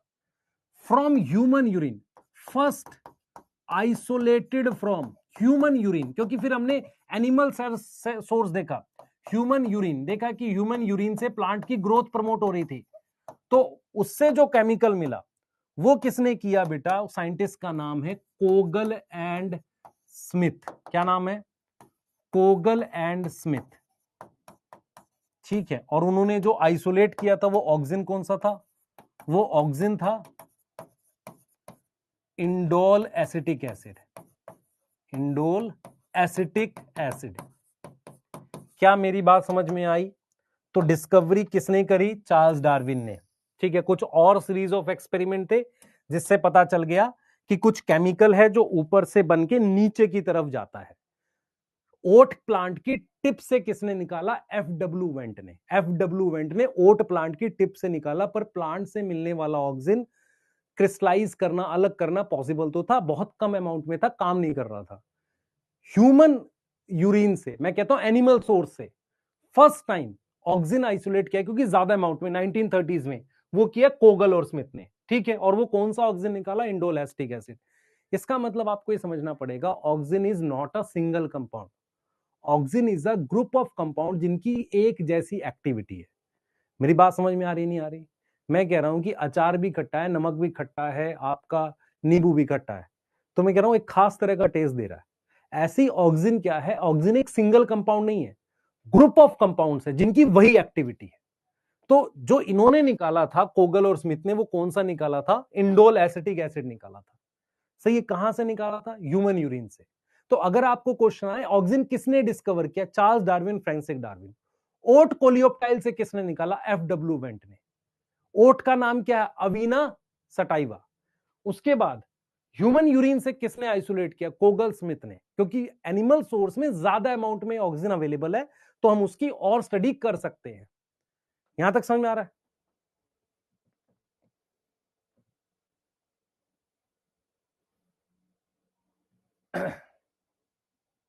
यहां तक समझ बेटा, ह्यूमन यूरिन में कैसे काम करता है हमारी बॉडी में।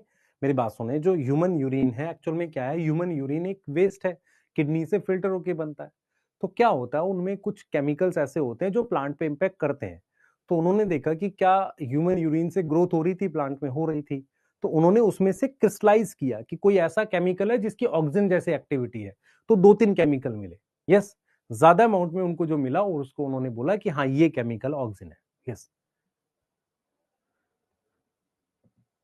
अब मैं ये नहीं कह रहा हूं कि ह्यूमन यूरिन से प्लांट को ग्रो कराना चाहिए, मैं सिर्फ ये कह रहा हूं कि ह्यूमन यूरिन से उन्होंने ऑक्सीजन आइसोलेट किया, यस।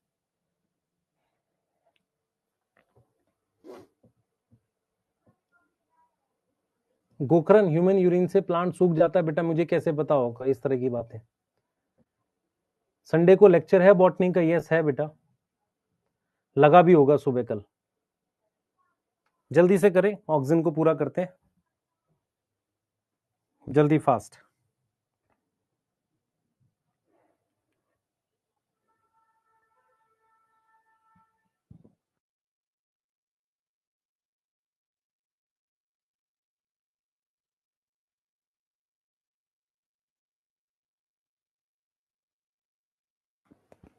नोट करो बेटा दोनों, ये लिख लिया आपने, ये वाला और लिख लो, फिर हम आगे चल रहे हैं।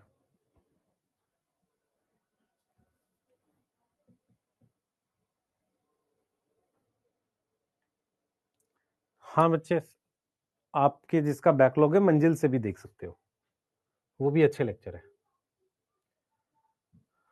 अब हम लोग क्या पढ़ रहे हैं, आप देखो ये वाला आपको डायग्राम समझ में आ रहा है? अब ये देख रहे हो, टिप पे लाइट डाल रहा है, बेंडिंग हो रही है, टिप काट दी, टिप कट करने को क्या बोलते हैं? टिप को कट कर दिया, उसको कहते हैं डीकैपिटेशन। क्या बोलते हैं? डीकैपिटेशन। क्या बोलेंगे? डीकैपिटेशन। तो डीकैपिटेशन करी, नो बेंडिंग, यस। कवर कर दिया, नो बेंडिंग। समझ में आ रहा है? यस, क्लियर है? अब मैं आपको दिखाता हूं, साइट ऑफ प्रोडक्शन की बात करते हैं। ये लिख लिया पहले, जल्दी बताओ, ये वाला लिख लो, आगे चल रहे हैं। साइट ऑफ प्रोडक्शन, बायो ऐसे छोटी छोटी चीजें हैं वो बताना है बेटा। ओट की टिप बेंड नहीं करी थी, बिल्कुल करी थी। ओट वाले में क्या किया था इन्होंने, अगर आपको एक्सपेरिमेंट के बारे में जानना है, इन्होंने क्या किया था, इन्होंने ऑक्सीजन कलेक्ट करके एक कटी हुई टिप पर डाल दिया था। जैसे मान लो ये प्लांट है, ध्यान सुना, ये प्लांट है, ठीक है, और ये एक प्लेट है अगार की, इसमें इन्होंने ऑक्सीजन कलेक्ट किया हुआ है। अब ये प्लांट पे लगा दिया था, बिना लाइट के बेंडिंग हो गई थी। अब क्या है कि बिना लाइट के इसकी बेंडिंग क्यों हो गई? क्योंकि इन्होंने क्या किया था, मेरी बात समझो, इन्होंने क्या किया था कि ये एक प्लेट लगाई थी अगार की, उसमें पहले से ऑक्सीजन था इनके पास, तो बिना लाइट के बेंडिंग हो गई। तो इसका मतलब मुझे केमिकल जरूरी है, लाइट जरूरी नहीं है। तो ये वो अगार प्लेट थी जिसमें ऑक्सीजन था। ये क्या थी? अगार प्लेट थी। अगार समझ में आता? अगार अगार, उसमें ऑक्सीजन था। अब उसको उन्होंने कटी हुई टिप पर लगाया, उसको प्लेस किया किस पर? प्लेस्ड ऑन, ऑन क्या था? Cut tip. जो भी टिप कटी हुई थी उसे कहते हैं डीकैपिटेटेड, डीकैपिटेटेड ओट पे। यस, किस पे लगाया उन्होंने? उन्होंने उसको लगाया डीकैपिटेटेड ओट पे। किस पे लगाया? प्लेस्ड ऑन डीकैपिटेटेड ओट पे, ओट पर, और बेंडिंग हो गई थी। अब बेंडिंग क्यों हुई? क्योंकि इसमें ऑलरेडी ऑक्सीजन था। ये एक्सपेरिमेंट था ओट का। तो इसका मतलब वो कहीं ना कहीं अगार प्लेट पे या किसी, मतलब अगार, अगार क्या होता है बेटा? वैसा होता है जेली जैसा, उस पे वो ऑक्सीजन कलेक्ट कर पा रहे थे। तो फर्स्ट टाइम ऑक्सीजन कलेक्ट किसने किया है? एफडब्ल्यूमेंट ने, ओट की टिप से। ह्यूमन यूरिन से फर्स्ट टाइम किसने निकाला है? तो इन्होंने क्या किया था, इन्होंने ओट की टिप ली, उस टिप पर एक प्लेट लगाई अगार की, अगार में से केमिकल डिफ्यूज हो गया, अब बिना लाइट के बेंडिंग हो गई। भाई केमिकल तो मिल ही रहा है ना, उस तरीके से किया। यस, ऑक्सीजन टिप पर बनता है और वहां से नीचे जाता है। लॉजिक क्या है? ऑक्सीजन बनता कहां पर है? टिप पर बनता है। टिप से कहां जाता है? नीचे। लाइट की तरफ बनता है या लाइट के अवे बनता है? लाइट के अवे बनता है। कौन सा साइंटिस्ट है जिन्होंने ऑक्सीजन डिस्कवर किया? चार्ल्स डार्विन और फ्रेंसिस डार्विन। किसने? ह्यूमन यूरिन से कोगल स्मिथ ने, इंडोल एस्ट्रिक एसिड था। ओट से किसने निकाला? ओट का नाम है अवीना कोलियोप्टाइल। टेस्ट सीरीज को हम इवनिंग में दे, चलेगा, चल जाएगा, पर फिक्स टाइम पे देना। डर भी लग रहा है बेटा, लगना चाहिए ना। अगार में डार्कनेस है, नहीं अगार से कोई मतलब नहीं। अगार एक ऐसा केमिकल है जिसपे आपने पहले से ऑक्सीजन लिया हुआ है। अब उसको जब आप टिप पर लगाओगे कटी हुई पे, देखो मेरे पास मान लो एक प्लांट की मैंने ये टिप उड़ा दी इतनी, तो ऑक्सीजन तो बनने की जगह ही खत्म हो गई। अब अगर मैंने उस पर एक ऐसा प्लेट लगा दिया जिसमें से ऑक्सीजन नीचे जा सकता है, तो लाइट की जरूरत ही नहीं, ऑक्सीजन मिलेगा, वो बेंड कर जाएगा। तो इन्होंने क्या किया था, वेंट ने, इन्होंने एक अगार पर पहले ऑक्सीजन इकट्ठा कर लिया, फिर उसको उठाकर किसी दूसरी कटी हुई टिप पे लगा के देखा, तो बिना लाइट के बेंडिंग हो गई। इससे ये प्रूफ हो गया कि भाई कोई केमिकल है जिसको हम इकट्ठा भी कर सकते हैं और दूसरे प्लांट पे काम भी कर सकता है। इतनी बात समझ में आ गई? हाँ बच्चे, केमिकल से ग्रो, एक बच्चा कह रहा है सर क्या हम प्लांट को सिर्फ केमिकल से ग्रो कर सकते हैं, पर लाइट फ्री है, केमिकल के पैसे लगेंगे। तूने 5 लाख रुपए लगाकर एक गोभी ग्रो करी है, तो फायदे की बात है नुकसान की बात है, मुझे बस ये बताइए।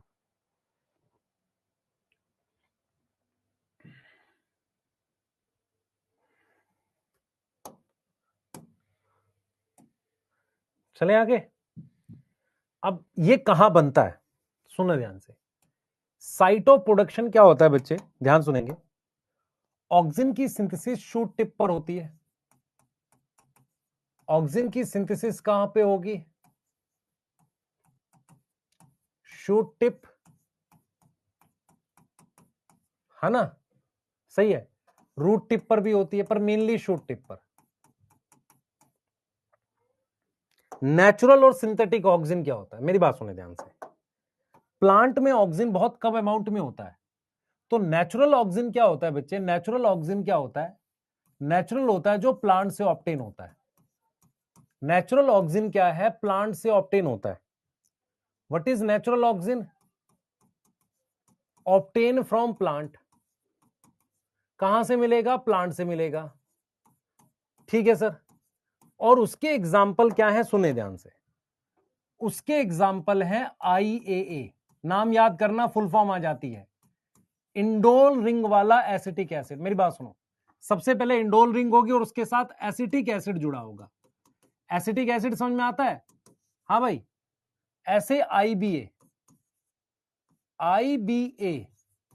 Indole butyric acid, indole ring पर ब्यूटारिक एसिड जुड़ा हुआ है। ब्यूटारिक एसिड कितने कार्बन का होता है सर, 4 कार्बन का, वो जुड़ा हुआ है। अब मैं आपसे एक सवाल पूछ रहा हूं, मेरी बात सुने ध्यान से।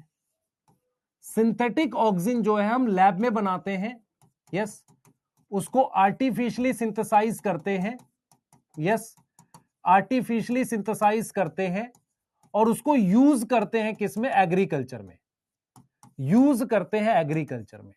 अब मेरा सवाल आपसे यह है कि हम ये नेचुरल वाला यूज क्यों नहीं करते एग्रीकल्चर में, प्रॉब्लम कहां पे आती है? प्रॉब्लम ये आती है कि बेटा नेचुरल वाला ऑक्सीजन मिलता नहीं है ज्यादा अमाउंट में, प्लांट के अंदर ऑक्सीजन बहुत कम अमाउंट में है, उस ऑक्सीजन को प्लांट से निकाल पाना मुश्किल है। तो अगर मुझे खेती में, एग्रीकल्चर में यूज करना ऑक्सीजन को, तो मैं उसे लैब में बनाऊं, क्योंकि ज्यादा अमाउंट में बना पाऊंगा, फार्मर्स को देना है। तो सिंथेटिक ऑक्सीजन जो है उसको हम एग्रीकल्चर में यूज करते हैं। उसका नाम देखो क्या है, 2,4-D। 2,4-D फुल फॉर्म देखो, 2,4-डाइक्लोरो फिनॉक्सी एसिटिक एसिड। इसको mainly as a weedicide use करते हैं किसी प्लांट को मारने के लिए, तो इसको यूज करते हैं एज अ वीडीसाइड। वीडीसाइड समझ में आता है, किसी प्लांट को किल करने के लिए यूज करते हैं। ऐसे ही मेरे पास होता है NaA। NaA इसकी फुल फॉर्म है नेफ्थलीन। नेफ्थलीन का स्ट्रक्चर पता होना चाहिए आपको, एसिटिक एसिड। क्या आपको मेरी बात समझ में आ रही है? तो अगर मैं आपको कह रहा हूं कि भाई सिंथेटिक ऑक्सीजन जो है, देखो इसको यूज करते हैं रूटिंग में। रूटिंग मतलब मुझे रूटिंग मतलब रूट लाने में, रूटिंग में यूज करते हैं, रूटिंग में यूज होगा, ठीक है। मैं आपको ये कह रहा हूं बेटा, ऑक्सीजन जो है हमारे पास एक ग्रुप ऑफ केमिकल्स है। बहुत सारे ऑक्सीजन में इंडोल रिंग होती है, पर क्या नेफ्थलीन इंडोल रिंग है? नहीं है। रिंग होती है पर इंडोल रिंग नहीं है। तो इसका मतलब ये होगा कि ऑक्सीजन की एक प्रॉपर्टी होती है, प्लांट पे काम करता है। नेचुरल ऑक्सीजन मुझे प्लांट से मिलता है, पर बहुत कम अमाउंट में मिलता है, उतना कम अमाउंट में निकाल नहीं पाता आसानी से, तो मैंने लैब में बनाया।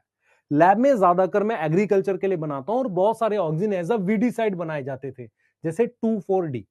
2,4-D की फुल फॉर्म है 2,4-डाइक्लोरो phenoxy acetic acid, naphthalene acetic acid, NaA। ऐसी होता था 2,4-T, 2,4-ट्राइक्लोरोफिनॉक्सी एसिटिक एसिड। मेरी बात समझ में आ रही है? तो ये क्या है, एग्जाम्पल है नेचुरल और सिंथेटिक ऑक्सीजन के। किसके एग्जाम्पल है बेटा? नेचुरल और सिंथेटिक ऑक्सीजन के एग्जाम्पल है। यहां तक कोई दिक्कत बताओ? यहां तक कोई दिक्कत?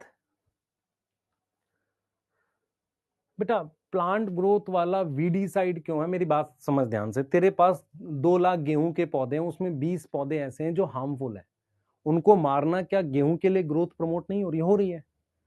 तो ऑक्सीजन हाई कंसंट्रेशन में एज अ वीडीसाइड ग्रुप काम करता है। वीडीसाइड मतलब लीफ गिरा देता। आपको पढ़ाया जाएगा, एक टर्म है एजेंट ऑरेंज, वो भी बताऊंगा। पर आपको ये बात समझ में आई है कि सिंथेटिक को हम एग्रीकल्चर में यूज करते हैं, है ना? क्लियर है? एग्रीकल्चर में यूज करते हैं। बायोएस से क्या होता है पहले सुन लो। बायोएस से क्या होता है सबसे पहले तो समझो, it is a test. It is a test. क्या चीज का टेस्ट है बेटा? To find activity, to find activity of hormone. किसी हार्मोन की मुझे क्या पता करनी है? एक्टिविटी पता करनी है, मतलब वो क्या काम करता है। और क्या पता करनी है? टू फाइंड कंसंट्रेशन, जिस पर वो काम करेगा। भाई कितने कंसंट्रेशन? 5 ग्राम पर लीटर में, ऑन विच एक्टिविटी अकर। भाई या तो मुझे उसका अमाउंट पता करना है, कितने अमाउंट में वो काम करेगा, या मेरी बात समझ में आ रही है? तो मुझे एक्टिविटी टेस्ट करनी है या कंसंट्रेशन टेस्ट करनी है? किसकी? हार्मोन की। जैसे मेरी बात सुनो, मेरे पास एक लीफ है, उस पर मैंने एक हार्मोन लगाया, मुरझा गया, तो वो उसका टेस्ट हो गया। तो टेस्ट बेसिकली क्या होता है? किसी भी हार्मोन का एक तरह का रोल होता है। तो हम बायोएसे से क्या पता करते हैं? हम फाइंड आउट करते हैं उसका काम, हार्मोन का, और कितनी कंसंट्रेशन पे वो काम हो रहा है। मेरी बात समझ में आ रही है? कितनी कंसंट्रेशन पे वो काम हो रहा है। बेटा वीडीसाइड डाइकॉट के अगेंस्ट काम करता है। किसके अगेंस्ट काम करता है? डाइकॉट के। तो गेहूं के पौधों में इसको डाल सकते हैं, क्योंकि गेहूं का पौधा मोनोकोट होता है। अगेंस्ट डाइकॉट, ये डाइकॉट प्लांट की लीफ गिरा देता है। ठीक है? यस। जब इतना महंगा है तो क्यों बना रहे हैं बच्चे? मैं क्या समझा रहा हूं आपको, आप लैब में जो चीज बनाते हो और एग्रीकल्चर में यूज करते हो तो कंपैरेटिवली सस्ता पड़ेगा नेचुरल वाले से, तभी आप लैब में बना रहे हो, नहीं तो उसको निकाल लोगे। जैसे मैं आपसे कह रहा हूं कि हम लोग क्या कर रहे हैं, आप जब बायोटेक पढ़ोगे तो इंसुलिन हम बैक्टीरिया में बना रहे हैं, तो बैक्टीरिया में सस्ता पड़ रहा है, नहीं तो मैं लैब में भी बना सकता हूँ अमीनो एसिड जोड़ के, पर वो महंगा पड़ेगा। तो कोई भी रिसर्च, कोई भी प्रोडक्ट डिपेंड करता है उसकी कॉस्ट पे भी। मेरी बात समझ में आ रही है नहीं आ रही? यस। वीडीसाइड का मतलब होता है ऐसे केमिकल्स जो अनवांटेड प्लांट को मारते हैं। वीडीसाइड, वीडीसाइड मतलब खरपतवार को मारने वाले। भाई मैं कह रहा हूं आपको कि ऑक्सीजन का बहुत सारा रोल है जो हमने पता कर लिया। अब मैं चाहता हूं किसी प्लांट में कुछ रोल मैं अपनी मर्जी से करा सकूं।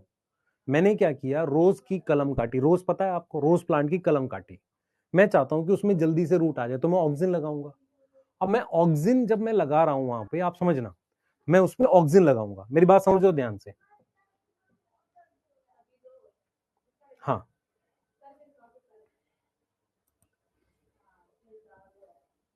हाँ। तो मैं ऑक्सीजन कहां से लाऊंगा? या तो मैं किसी प्लांट से निकालूं या मैं लैब में बनाऊं।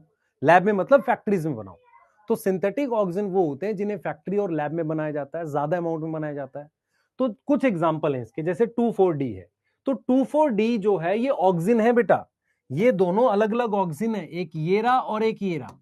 अब ये ऑक्सीजन में से ये वाला auxin as a weedicide use किया जाता है, और ये रूट बनाने के लिए यूज किया जाता है। मेरी बात समझ में आ रही है कि नहीं? दोनों एग्रीकल्चर में यूज होते हैं ना। What is bioassay? बायोएसए क्या होता है बेटा? प्लांट हार्मोन्स प्लांट टिश्यू पे काम करते हैं, तो वो प्लांट में क्या काम करेंगे और किस कंसंट्रेशन पे काम करेंगे उसे बायोएसए कहते हैं। एग्जाम्पल के लिए हमारे पास एक है अवीना कोलियोप्टाइल टेस्ट। अब आप देखो अवीना कोलियोप्टाइल टेस्ट किस साइंटिस्ट ने डिस्कवर किया होगा? ये किसने दिया है? ये दिया है बाई वेंट। By went. अब वेंट ने क्या किया सुनना, वेंट ने क्या किया, एक ग्राफ ऐसे प्लॉट किया। उन्होंने एक कोलियोप्टाइल लिया ऐसे, और यहां पर अगार की प्लेट लगा दी ऐसे, और इसमें हमारे पास ऑक्सीजन प्रेजेंट था। क्या प्रेजेंट था बेटा इसमें? ऑक्सीजन प्रेजेंट था ऐसे। तो ऑक्सीजन की कितनी कंसंट्रेशन है? ऑक्सीजन की कंसंट्रेशन डायरेक्टली प्रोपोर्शनल थी बेंडिंग के। तो मैंने आपको क्या बताया? मैंने टेस्ट का नाम बताया। तो Avena coleoptile test is bioassay of oxygen. किसका टेस्ट है? ऑक्सीजन का टेस्ट है। ऑक्सीजन के टेस्ट देखो बेटा, व्हाट इज बायोएस्से? बायोएस्से क्या होते हैं याद करो, बताया था टेस्ट होते हैं। हाँ सर, टेस्ट होते हैं। किस तरह के टेस्ट हैं? काम पता करने के, और किस कंसंट्रेशन पे वो काम हुआ। तो अवीना कोलियोप्टाइल टेस्ट क्या है? बायोएस्से ऑक्सीजन का। किसने डेवलप किया होगा? वेंट ने। उन्होंने कहा कि जितनी ज्यादा ऑक्सीजन यहां होगी उतनी ज्यादा बेंडिंग होगी। यस, उतनी ज्यादा, ये डिग्री देख रहे हो, डिग्री यहां पर, उतनी ज्यादा यहां से ऐसे बेंडिंग होगी। ये बोला इन्होंने, किसने? वेंट ने। समझ में आया?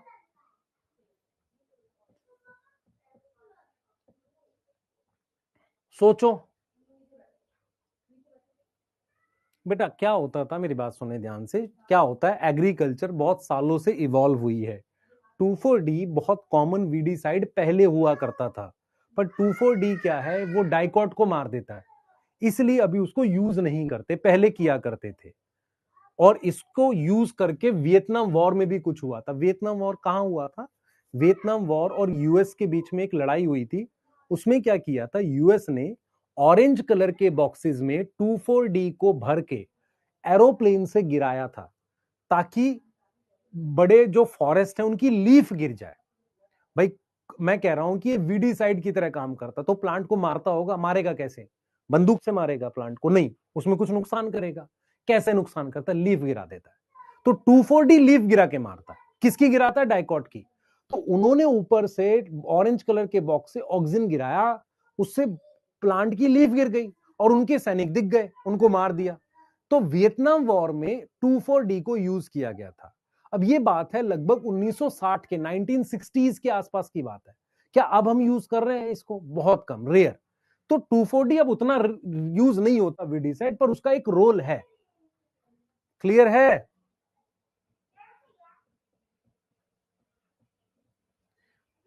विद इन अ वीक आ जाएगा शुभम।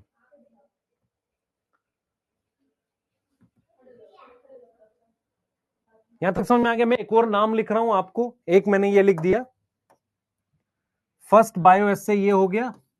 सेकंड बायोएस्से का सिर्फ नाम लिख रहा हूं, नाम याद करना, इसके अलावा आपको कुछ नहीं याद करना। एक प्लांट होता है क्रेस, उसकी रूट की ग्रोथ को इनहिबिट करता है auxin. Cress root inhibition test. Sir ये क्या होता है? कोई एक्सप्लेनेशन नहीं, सिर्फ नाम याद करना है। तो हमने क्या क्या पढ़ा है? सबसे पहले डिस्कवरी, सबसे पहले ऑक्सीजन की क्या पढ़ी है? डिस्कवरी। 3 पॉइंट याद हो गए। Charles Darwin, Francis Darwin, F.W.. White ने ओट से निकाला था, कोगल स्मिथ ने ह्यूमन यूरिन से। ऑक्सीजन कहां बनता है? शूट टिप, रूट टिप पे। ऑक्सीजन नेचुरल और सिंथेटिक हो सकता है। यस, नेचुरल ऑक्सीजन के example IA, IBA। Synthetic oxygen के एग्जांपल 2,4-D, NaA। बायोएस्से क्या है? टेस्ट है, किसका? ऑक्सीजन का। ऐसे ही बायोएस्से जिबरलिक एसिड का भी होगा। बायोएस्से टेस्ट है। तो सबसे ज्यादा क्वेश्चन इस पे आए हुए हैं, अगर आप देखोगे ना, ये मेरे ख्याल से नीट 2021-22 में भी आया था। तो ये नीट में आया हुआ क्वेश्चन है बेटा, नीट 2021-22 में, शायद 2020 में शायद था, ऐसा कुछ था ये। तो अवीना कोलियोप्टाइल टेस्ट जो है, ये आपको ध्यान रखना, मतलब उन 18, 19, 20 में से किसी, या 21 में किसी एक साल में आया था। तो ये वाला नहीं पूछता है, ये रेयर है, तो इसको चाहो छोड़ दो। ये वाला टेस्ट, क्योंकि साइंटिस्ट का नाम है ना एनसीईआरटी में वेंट, इसलिए पूछ दिया था उसने। यस। वियतनाम वाली वॉर में आगे बताऊंगा बेटा। बच्चे उसको नहलाया जा रहा होगा तो मार पिटाई से नहलाए जाते हैं ना बच्चे छोटे। हाँ, इसलिए आवाज कर रहा होगा, माफी चाहूंगा, है ना।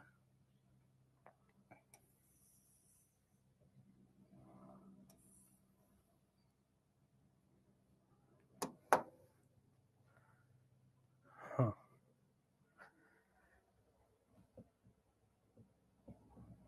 ठीक है, लिख लिया बेटा।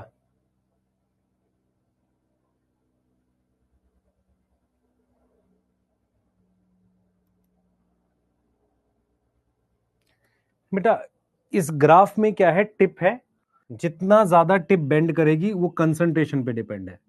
तो इसमें क्या है, नाम आया था which of the following is a bioassay auxin, तो दूसरे भी बायोएसे लिखे थे, ऑक्सिन का बायोएसे को पहचानना था। अब हम क्या करने जा रहे हैं, इसके रोल और उसकी बात करेंगे।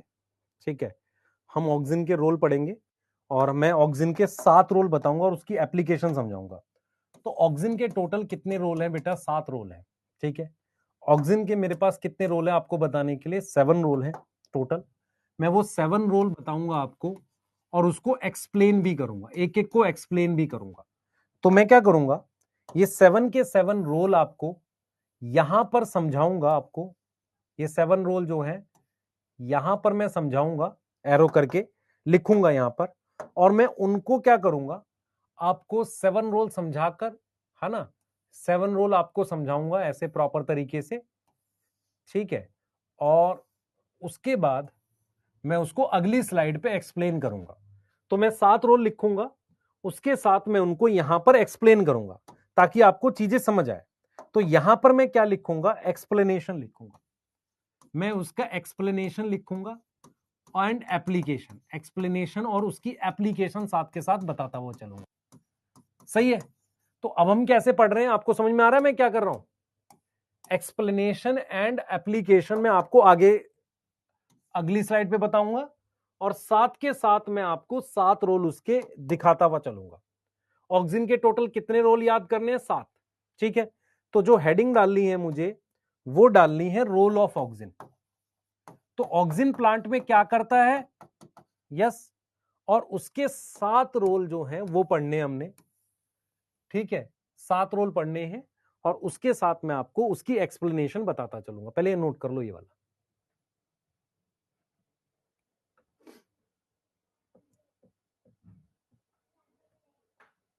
एक्सप्लेनेशन भी लिखना है। हाँ बिल्कुल लिखना है। तुझे याद कैसे आएगा मैंने क्या एक्सप्लेन किया था, शक्तिमान है तू, है एक एक चीज एक्सप्लेन करूंगा। हाँ ले ले बेटा, तू आईपीओ ले ले पहले, तुम्हारे काम की जो चीज नहीं है मत करो ने। हाँ ठीक है, हाँ आशीष मत कर बच्चे, पढ़ाई कर। हाँ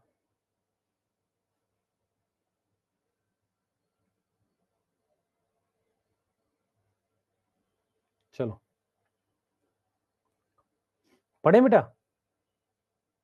करें आगे, लिख लिया, आइए चलिए आइए।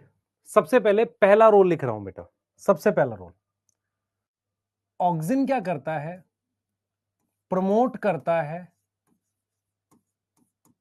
Rooting in stem cutting. Rooting in stem cutting ये क्या होता है, आप में से कितने लोगों ने देखा है, मैं अगली स्लाइड पे इसकी एक्सप्लेनेशन लिखूंगा। यहां पे देखो, आपने ये वाली वर्ड पढ़ा मैंने, routing, rooting in stem cutting. आप में से कितने लोगों को पता है कि हमारे पास जो रोज है, रोज मतलब गुलाब, उसको हम कैसे लगाते हैं, कैसे लगाते हैं, या सिट्रस नींबू को, तो हमने क्या किया है, ये स्टेम काट लिया है ऐसे, यस, हमने इस तरीके से ये स्टेम काट लिया है, हमारे पास ये कटी हुई स्टेम है। ठीक है, हमारे पास क्या है, ये कटी हुई स्टेम है। ठीक है, इस पर मैंने ऑक्सिन अप्लाई किया, मैंने क्या किया, ऑक्सिन अप्लाई किया। जब ऑक्सिन अप्लाई किया तो इस कटी हुई स्टेम में रूट आ जाएगी, तभी तो प्लांट की तरह उगा पाओगे इसे। इसमें क्या आ जाएगी, इस तरीके से रूट आ जाएगी, ऐसे इस तरीके से रूट आ गई। ये कौन सी रूट होती है बेटा, ये जो रूट है इसको कहते हैं एडवेंटिशियस रूट। आप याद करो, अदर देन रेडिकल से जो रूट बनती है, किसी को याद है उस रूट को क्या बोलते हैं, एडवेंटिशियस रूट डेवलप कर गई। तो ये कौन सी इंडस्ट्री में हेल्पफुल होगा, तो ऑक्सिन हेल्पफुल है कौन सी इंडस्ट्री में, हेल्पफुल है कौन सी इंडस्ट्री में, फ्लावर इंडस्ट्री में। फ्लावर वाली जो इंडस्ट्री है, फ्रूट वाली है, फ्लावर इंडस्ट्री में जहां पर स्टेम कटिंग वगैरह करेंगे, यस, प्लांट प्रोपगेशन करते हैं, इसको हम कहते हैं हॉर्टिकल्चर। ये जो इंडस्ट्री होती है ना जिसमें इस तरीके से प्लांट बनाते हैं स्टेम कटिंग से, हॉर्टिकल्चर, इसमें बेनिफिट होता है। तो सबसे पहला रोल हमने क्या लिखा है, सबसे पहला लिखा है rooting in stem cutting. Rooting in stem cutting का मतलब है ये रूट लाता है कटी हुई स्टेम में। तो कटी हुई स्टेम में ऑक्सिन का पाउडर अप्लाई कर देते हैं और उससे उसमें क्या निकल आती है, रूट निकल आती है। क्या मेरी बात समझ में आ रही है, क्या मेरी बात समझ में आ रही है, यस और नो, यस। तो ये कौन सी रूट होगी, ये कौन सी रूट होगी, एडवेंटिशियस रूट। तो ये कहां यूजफुल हो गया, ये यूजफुल हो गया कहां पर, इन हॉर्टिकल्चर। सर आपने दो जगह लिख दिया, दोनों जगह लिखे, मर्जी है यहीं पर लिख लो उसे भी, पर कोशिश करो एक्सप्लेनेशन वाले को। दूसरा क्या है बेटा, ये प्रमोट करता है, ध्यान देना, प्रमोट एब्सिशन। अब आप में से कितने लोगों को पता है एब्सिशन का मतलब, देखो सेनिसेंस होता है नेचुरल तरीके से डेथ होना, एब्सिशन होता है किसी चीज का मुरझा के गिर जाना, एब्सिशन सड़ जाना। एब्सिशन का मतलब होता है जैसे खराब हो जाना, सड़ जाना। सेनिसेंस एक नेचुरल प्रोसेस, डेथ टाइप से होता है, नेचुरल प्रोसेस होता है। तो ये प्रमोट करता है एब्सिशन ऑफ किसका, ओल्ड लीफ एंड फ्रूट का। ये उसको मतलब गिरवाता है ओल्ड लीफ को, एब्सिशन, और प्रिवेंट करता है एब्सिशन किसका, यंग लीफ एंड फ्रूट का। यंग लीफ और फ्रूट का ये एब्सिशन प्रिवेंट करता है। क्या मेरी बात समझ में आ रही है, अब मेरी बात सुनो ध्यान से, ध्यान से सुनना। ऑक्सिन कैसे काम करता है मैं आपको इसकी एक्सप्लेनेशन देता हूं। एक्चुअल में क्या होता है बेटा, हमारे पास ये स्टेम है, इसमें ये ओल्ड लीफ है और ये यंग लीफ है। एब्सिशन का मतलब होता है गिर जाना, डिटैचमेंट। यहां पर एब्सिशन का मतलब है डिटैचमेंट, एब्सिशन का मतलब है डिटैच हो जाना, डिटैच मतलब सड़ जाना, गिर जाना ऐसे। सेनिसेंस का मतलब होता है मर जाना, दोनों में फर्क है। एब्सिशन आर्टिफिशियल टाइप की चीज है, सेनिसेंस मोर नेचुरल है। यंग लीफ में ऑक्सिन ज्यादा होता है, ऑक्सिन ज्यादा होता है। ओल्ड लीफ में ऑक्सिन कम होता है। इस वजह से क्या होता है कि ओल्ड लीफ की एब्सिशन होगी, ये यहां से ऐसे गिर जाती है। आप मुझे बताओ कितने लोगों को ये याद है, ध्यान सुने, कितने लोगों को पता है कि जब तेज हवा चलती है तो लीफ गिरती है, ये पता है कि नहीं पता है, बिल्कुल पता है। तेज हवा चलने से अगर लीफ गिर रही होती तो सारी लीफ गिर जानी चाहिए थी, लीफ वो गिरती है जो ओल्ड है। तो ओल्ड में क्या होता है, एब्सिशन प्रमोट हो जाता है, क्योंकि उसमें ऑक्सिन क्या है, ओल्ड लीफ में क्या है बेटा, ऑक्सिन क्या है, ऑक्सिन लेस है। ऑक्सिन कम होने से, है ना, एब्सिशन क्या होता है, प्रमोट हो जाता है। मेरी बात समझ में आ रही है। यहां पर एब्सिशन का मतलब है यहां से डिटैच हो जाना। लीफ क्या है, मतलब अटैच नहीं है सर, अच्छे से गिर सकती है।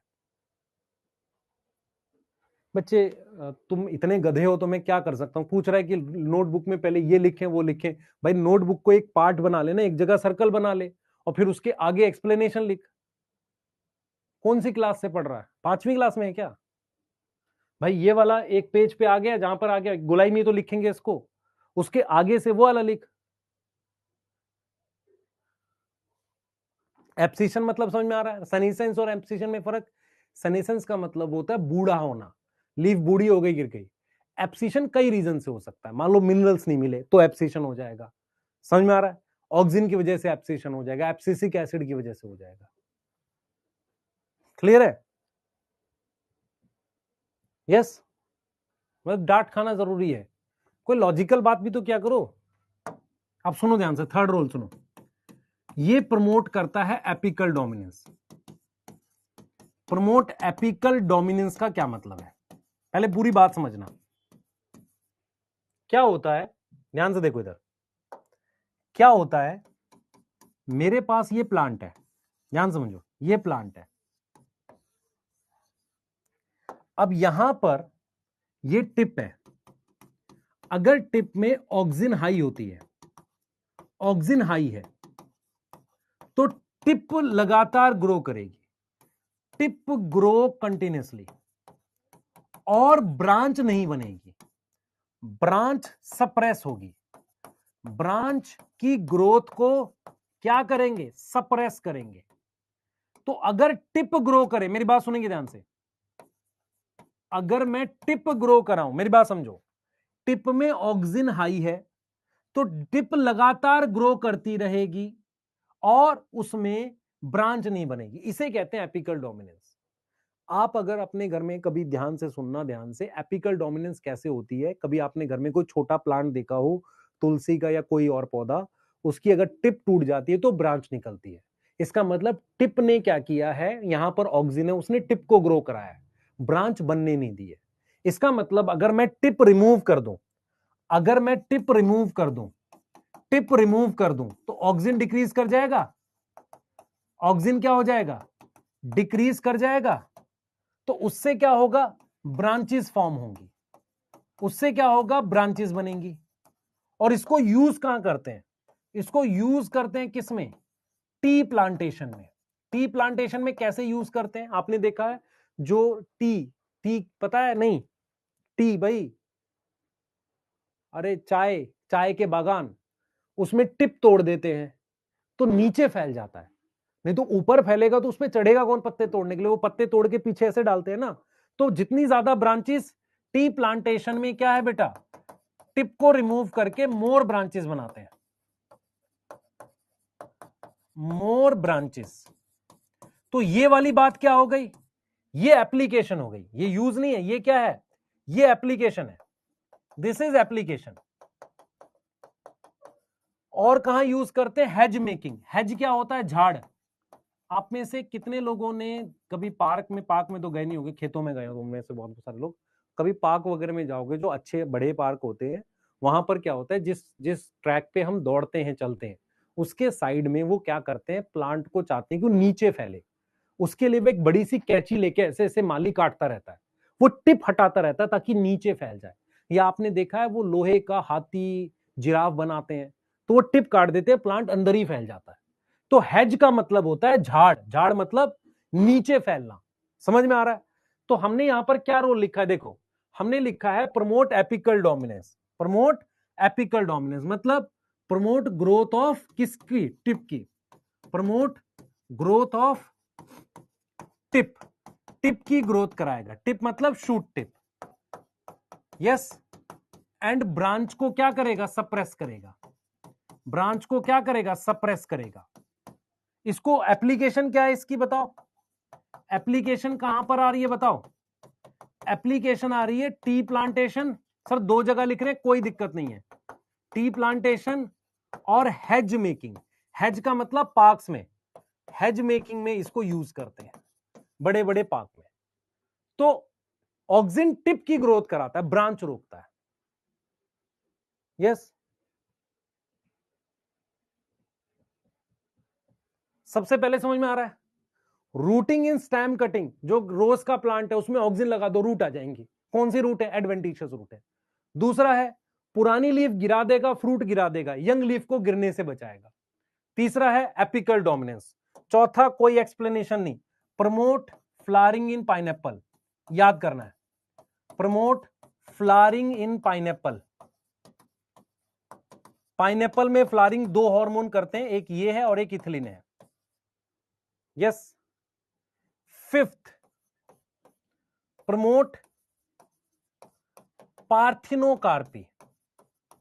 अब पार्थिनोकार्पी क्या होता है उसको बताने जा रहा हूं। कितने लोगों को पता है पार्थिनोकार्पी, सुना है कभी, कितने लोगों को पता है पार्थिनोकार्पी, पार्थिनोकार्पी होता है सीडलेस फ्रूट, पार्थिनोकार्पी होता है सीडलेस फ्रूट। अब मेरी बात अगर आप समझ पाएंगे तो आपको मेरी बात समझ में आ जाएगी।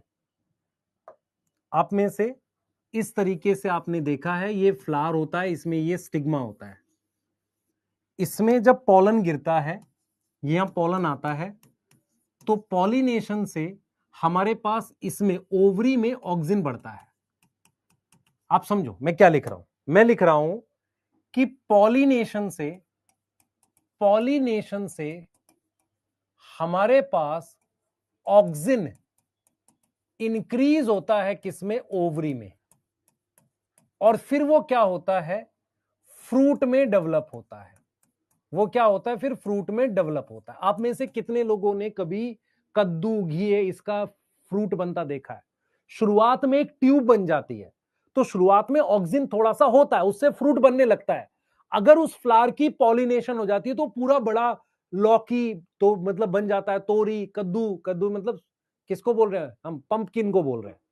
मैं ये कह रहा हूं कि अगर आपने कभी पंपकिन का फ्लावर देखा हो तो उसमें क्या है, थोड़ा सा फीमेल फ्लावर में फ्रूट बन रहा है, ऑक्सिन बढ़ने से ओवरी फ्रूट में कन्वर्ट होती है।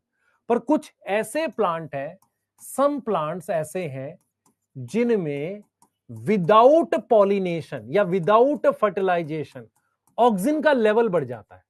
विदाउट पॉलिनेशन ऑक्सिन का क्या है, लेवल इंक्रीज हो जाता है, ऑक्सिन का लेवल इंक्रीज हो जाता है, इसीलिए उनमें सीडलेस फ्रूट बनता है। मेरी बात समझ में आई कि नहीं आई? ये नेचुरल बात है, दिस इज नेचुरल, जो ऊपर लिखी मैंने, ये नेचुरल कंडीशन है, दिस इज नेचुरल कंडीशन, कि जब पॉलिनेशन होगी तो क्या बढ़ेगा, ऑक्सिन का लेवल बढ़ेगा। लेकिन कुछ ऐसे फ्रूट हैं जैसे सीडलेस कुकुम्बर, वहां पर क्या होता है बेटा, हमारे पास एग्जांपल में बनाना लिख सकते हैं यहां पे, वहां पर सीडलेस फ्रूट होता है। सीडलेस फ्रूट क्या होगा बताओ, प्रमोट पार्थनोकार्पी, एग्जांपल बनाना। एग्जाम बेटा आपको मैं ये 7 रूल लिखवा दूंगा बिना समझाए, आप रट लोगे पर एग्जाम में भूल जाओगे। आपको जब भी ये चैप्टर आए तो आपको ये याद आए कि मुझे ऑक्सिन के 7 रूल याद हैं। सबसे पहले मेरे पास रूटिंग इन स्टेम कटिंग, दूसरा एप्सिशन वाला, तीसरा एपिकल डोमिनेंस, चौथा पाइनएप्पल में फ्लावरिंग, पांचवा प्रमोट पार्थनोकार्पी। समझो पार्थनोकार्पी क्या होता है, बिना फर्टिलाइजेशन के फ्रूट बनना। नॉर्मली क्या है कि ओवरी धीरे धीरे फ्रूट बनाना स्टार्ट कर देती है, पर अगर फर्टिलाइजेशन ना हो तो ओवरी सूख जाती क्योंकि ऑक्सिन मिलता नहीं है। लेकिन अगर फर्टिलाइजेशन हो जाती है तो हो जाता है, ऑक्सिन का लेवल बढ़ जाता है। लेकिन कुछ फ्रूट्स ऐसे हैं जिनमें बिना फर्टिलाइजेशन के ऑक्सिन का लेवल बढ़ जाता है। क्या मेरी बात समझ में आई? बेटा एक्सप्लेनेशन नहीं लिखेगा चल तो जाएगा, लेकिन दिक्कत यह एग्जाम में याद नहीं आएगा बिना रीड किए। मेरी बात समझो, तुम्हें रिवीजन का एक तरीका पता होना चाहिए। जब आप रिवीजन पहली बार करो तो आप एक्सप्लेनेशन भी पढ़ो, दूसरी बार भी पढ़ो, तीसरी बार में एक्सप्लेनेशन पढ़ने की जरूरत नहीं पड़ेगी, क्योंकि जब आप ये साथ करोगे, आंख बंद करोगे, एक्सप्लेनेशन याद आएगी। ये मैं समझाने की कोशिश कर रहा हूं, बिना लिखे कैसे याद आएगी तेरे को? क्लियर है? ये देख, लिखना है लिख लो एक बार फटाफट से, ये वाला लिख लो, ये जगह रखना, बाद में लिख लेना, कोई दिक्कत नहीं है। यहां तक समझ में आ गया? पहले बताओ यहां तक क्लियर है? बेटा ऊपर नीचे भी याद कर सकता है, लेकिन तुझे याद आने चाहिए 7 रोल। जब भी तू आंख बंद करके ऑक्सिन सोचे तो तुझे अवीना कोलियोप्टाइल कर्वेचर टेस्ट याद आना चाहिए, 3 साइंटिस्ट कोगल स्मिथ, डार्विन और वेंट का काम याद आना चाहिए, कैनरी ग्रास पे किसने काम किया, ओट पर किसने काम किया, ये याद आना चाहिए। उसके बाद नेचुरल सिंथेटिक याद आना चाहिए, और 7 रोल दिमाग में आने चाहिए। जब तक तुम्हें हार्मोन ऐसे याद नहीं है तो तुम्हें क्वेश्चन नहीं बनेगा, क्वेश्चन गलत करके आओगे। तुम्हें जब अब मेरी बात सुन, क्या होता है, मेरी बात समझिए ध्यान से, जब मैं बहुत बड़ी बाउंड्री बनाता हूं तो इतना याद हो जाता है। अगर मैं सिर्फ रोल लिखा के आगे बढ़ जाऊंगा तो क्या होगा, तुझे बिना एक्सप्लेनेशन की याद नहीं आएगा। मेरी बात समझ पा रहा है, नहीं पा रहा है? इतनी बात समझ पा रहा है कि नहीं पा रहा है? यस, बिना एक्सप्लेनेशन की याद नहीं होगा। तो एक बार ये नोट कर लो, फिर मैं ये वाली स्लाइड्स भी दिखाऊंगा एक बार, पहले मैं समझा देता हूं। पार्थनोकार्पी समझ में आया कि नॉर्मली जब फ्रूट डेवलप करता है तो पॉलिनेशन की वजह से ऑक्सिन का लेवल बढ़ जाता है, ऑक्सिन का लेवल बढ़ने से फ्रूट बन जाता है। लेकिन अगर पॉलिनेशन नहीं तो वो ओवरी सूख जाती है। कुछ फ्रूट्स ऐसे हैं जिनमें बिना पॉलिनेशन के फ्रूट बन जाता है। ठीक है, एक्सप्लेनेशन दिखा देते हैं। ये देख लो एक बार, हमने वो वाला पाइनएप्पल वाला जरूरत ही नहीं है, मुझे भी नहीं पता, आपको भी नहीं करनी।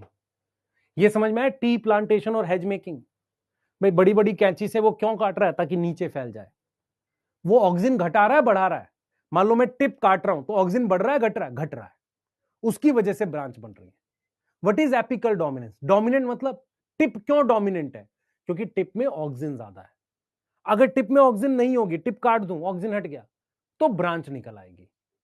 आपको शायद नहीं पता, ये किसको पता है? खीरा, लौकी, तोरी, इनका फीमेल फ्लावर वाला होता है, फीमेल और मेल फ्लावर मतलब लगते हैं। उनमें एक प्रोसेस होता है, उसको 3G कटिंग कहते हैं। जैसे मान लो खीरे का प्लांट ये इतना बड़ा ग्रो किया, उसमें अभी 20 लीफ 30 लीफ है, आपने इसकी टिप तोड़ दी तो ब्रांच निकल आएगी। समझ में आ रहा है? ब्रांच आ गई। तो ये फर्स्ट जनरेशन थी, ये सेकेंड जनरेशन आ गई। इसकी भी टिप तोड़ोगे तो इसकी भी ब्रांच आएगी। इस जो तीसरी ब्रांच आएगी ना, उसमें ज्यादा फीमेल फ्लावर लगेंगे। फ्रूट किससे बनता है? मेल फ्लावर फीमेल फ्लावर से? फीमेल फ्लावर से। किसमें? खीरे में, लौकी में, तोरी में। तो आप 3G कटिंग करते हैं उसकी। कैसे करते हैं? ये प्लांट ग्रो किया, टिप तोड़ दो, ब्रांच आ गई, फिर टिप तोड़ दो, तीसरी लेवल की जो ब्रांच आएगी उसमें ज्यादा क्या होंगे? फीमेल फ्लावर होंगे। यस। हाँ, पार्थेनोकार्पी बाहर से यूज कर सकते हैं। छुट्टी कब होगी बेटा? ऑक्सीजन तो पूरा करेंगे ना। तुम लोग कह रहे थे सर सारा एक ही दिन में करा दो, बिना समझाए करा दूं? नलायकों, कल पढ़ेंगे बेटा, इसको पूरा करेंगे। 4 हार्मोन है, हो जाएगा। सबसे ज्यादा टाइम ऑक्सीजन में ही लगता है।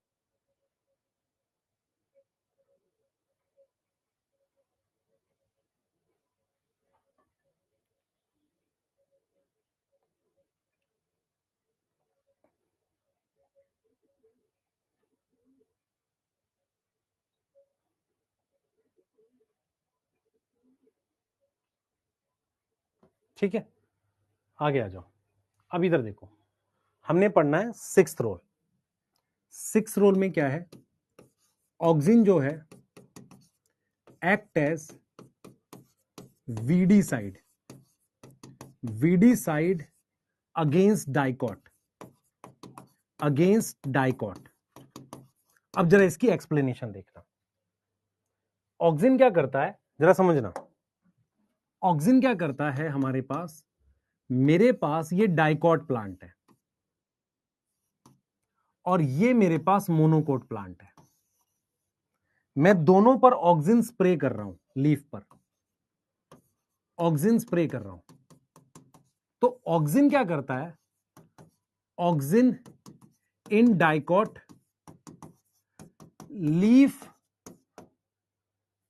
फॉल प्रमोट करता है, लीफ को गिरा देता है। इसको कहते हैं डीफोलिएटर। डीफोलिएटर देखो, फोलिएज का मतलब होता है लीफ, डीफोलिएटर मतलब लीफ गिरा देना। सही है। तो ये मोनोकोट है, तो मोनोकोट पे कोई इफेक्ट नहीं पड़ता। मोनोकोट मतलब ग्रास, इस पे कोई इफेक्ट नहीं है, नो इफेक्ट। और डाइकॉट में क्या करेगा? लीफ गिर जाएगी, लीफ फॉल।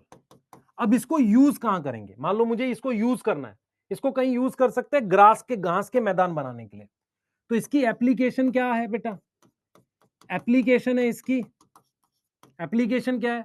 ग्रास के मैदान, ग्रास के लॉन, ग्रास लॉन जिसमें डाइकॉट वीड होता है। डाइकॉट क्या है? वीड है। सही है। और किसको यूज करते हैं बेटा? यूज क्या करते हैं बताओ इसमें, अगर किसी को समझ में आ रही हो मेरी बात। यूज क्या करते हैं?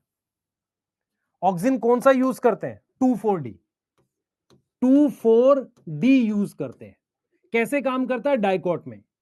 घास के मैदान कैसे बनाएंगे? डाइकॉट क्या? वीड है, और ग्रास क्या है? मोनोकोट है, उसकी लीफ नहीं गिराएगा। मेरी बात समझ में आई नहीं आई? ये घास की लीफ नहीं गिराएगा, ये घास की लीफ नहीं गिराएगा। किसकी लीफ गिरा देगा? किसको मार देगा? डाइकॉट को मार देगा। यस। हाँ मोहम्मद कैफ बेटा, छुट्टी का वक्त हो गया। ठीक है, यस, है ना? तो 2,4-D act as a weedicide against dicot. Application क्या है? घास का मैदान। मैं यहां पर अगर लिखूं, एक और चीज ऐड कर सकता हूं यहां पर आपके लिए, एजेंट ऑरेंज। याद करो, 2,4-D use as agent orange, ये आपकी हिस्ट्री की बुक में था सर, हमें याद नहीं किस में, वियतनाम वॉर में, वियतनाम वॉर में ये था।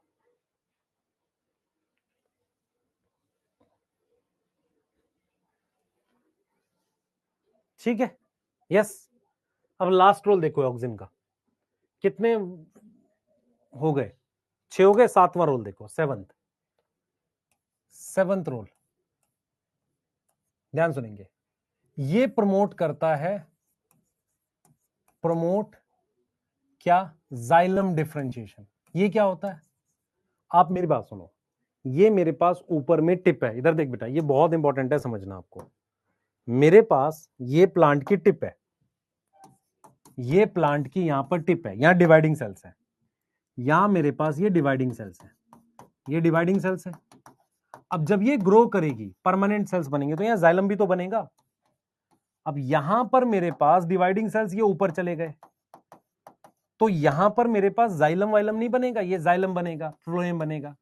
तो जो जाइलम बनाना होता है, जैसे मान लो ये ऊपर ग्रो कर गया डिवाइडिंग सेल्स की वजह से, तो जो शूट टिप है या रूट टिप, वहां पर क्या है, जाइलम बना रहा होता है। तो ये क्या करता है बेटा, ये क्या प्रमोट करता है, ये प्रमोट करता है xylem differentiation, xylem differentiation, xylem बनवाता है, किससे, डिवाइडिंग सेल से। एंड एक तरीके से सेल डिवीजन, सेल डिवीजन करने के लिए कैसे, बाई एनलार्जमेंट, ये सेल की लेंथ बढ़ा के उसको डिवाइड करवाता है।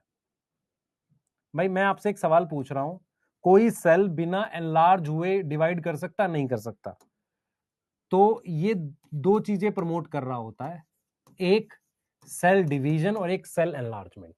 सेल, देखो मेरी बात सुनो, एक सेल है, वो बड़ा होगा फिर डिवाइड करेगा, डिवाइड कराता है साइटोकाइनिन, उसको बड़ा कौन कराता है, ऑक्सिन।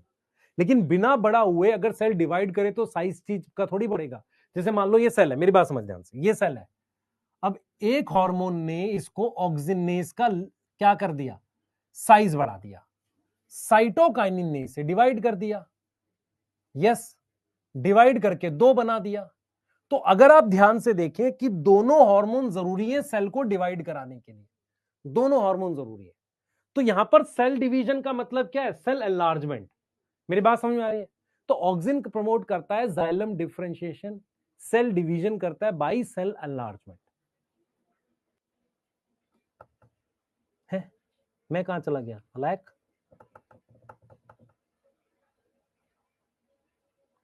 ठीक है, कल इसे कंप्लीट करेंगे सुबह 9 बजे, आप रिवाइज करके आए ऑक्सिन को।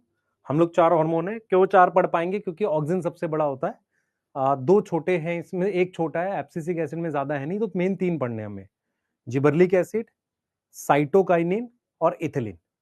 एब्सिसिक एसिड बहुत छोटा होता है। ठीक है, तो कल वाली क्लास में ये कंप्लीट हो जाएगा चैप्टर आपका। और अगर आप ध्यान से देखोगे, एक्सप्लेनेशन जरूरी होती है, ऐसा नहीं है कि बिना एक्सप्लेनेशन की चीजें याद होंगी। नोट्स में एक्सप्लेनेशन लिख लो, जब आप रिवाइज करोगे तो बस कैसे रिवाइज करना है आपने, आपको पता है, सिर्फ कैसे रिवाइज करना आपने ये भी पता है आपको। यस, आपको फिर ये 7 रोल ही रिवाइज करने, लेकिन ये याद कैसे आएगा, जैसे ही आपको ये लिखे तो एजेंट ऑरेंज याद आना चाहिए, ये लिखो पार्थेनोकार्पी तो ये याद आना चाहिए कि भाई ऑक्सिन बढ़ता है तो फ्रूट बनता है। यस, ये वाली बात में याद आनी चाहिए कि कैसे हेज मेकिंग करते हैं टी प्लांटेशन में। समझ आ रहा है, नहीं आ रहा? मान लो मैं किसी प्लांट की टिप काट रहा हूं, ब्रांच बन रहा है, तो उसमें कौन सा हार्मोन घट रहा है, ऑक्सिन घट रहा है। अगर मैं कहूं auxin decrease by by growth of tip और डीकैपिटेशन, डीकैपिटेशन टिप काटने से, यस और नो, यस और नो? ठीक है,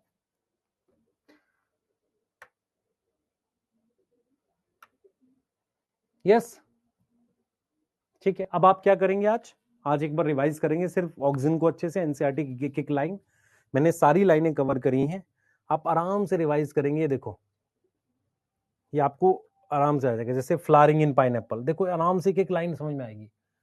फिर लीफ ड्रॉप, ड्रॉप समझ में आता है, गिरना, अर्ली स्टेज में, prevent fruit and leaf drop, early stage मतलब यंग में, और ओल्ड लीफ को गिरा देगा फ्रूट को, ये सारे हैं। रूटिंग इन स्टेम कटिंग, तो प्लांट प्रोपगेशन क्या होता है, एक रोज के प्लांट से बहुत सारे प्लांट बनाना, यस, हॉर्टिकल्चर में यूज कर रहे हैं। फिर देखो एपिकल डोमिनेंस, अगर मैं शूट टिप काट दूं तो उसे क्या लिखेंगे, decapitation. Growth of lateral bud, lateral bud याद आया किसे कहते हैं, ये देखो इसमें मैंने ये टिप काट दी ये वाली, तो यहां से बड से ब्रांच आ जाएगी। इसको कहां यूज करते हैं, टी प्लांटेशन में, हेज मेकिंग में। Can you explain why, tea plantation में जितनी ज्यादा ब्रांच होंगी उतनी ज्यादा लीफ बनेंगी, इस वजह से। डीकैपिटेशन मतलब टिप रिमूव करना। Growth of lateral bud, lateral bud समझ में आता है, यहां पर जब लेटरल बड बनेगी, यहां पर एक्सिलरी बड बनेगी, इसी से तो ब्रांच बनेगी। यस, क्लियर है, बताओ। ये देखो, और ऑक्सिन को कहां यूज करते हैं, पार्थेनोकार्पी। देख लो फटाफट से, पार्थेनोकार्पी। तो पार्थेनोकार्पी आपको पता है बनाना, हमने इसने एग्जांपल टोमेटो लिखा, लिख सकते हैं, टोमेटो लिख सकते हैं। हर्बिसाइड, और बेनली किसका, ये आया था 2024 में या 25 में आया हुआ है। किसको मार रहे हैं, डाइकोट को मार रहे हैं, ठीक है। और नॉट अफेक्ट किसको, मोनोकोट को अफेक्ट नहीं करता, इसीलिए इसको क्या करते हैं, घास के, वीड फ्री घास के मैदान बनाते हैं। Yes, control xylem differentiation and help in cell division. ये देखो लास्ट करा हमने एक एक लाइन एनसीईआरटी। यस, ठीक है बेटा, चलिए। हाँ, मैं कल से आपको रिवीजन प्लान देता हूँ, है ना, कल क्लास खत्म करके क्लास में भी दूंगा और वैसे भी बताऊंगा, एक वीडियो डाल के प्रॉपर प्लान दूंगा, प्रॉपर तरीके से 1 महीने मेरे हिसाब से चलोगे आपको हो जाएगा। Yes, bye. एनसीईआरटी मेरे नोट्स में, आप नोट्स अच्छे से करिए, बाय।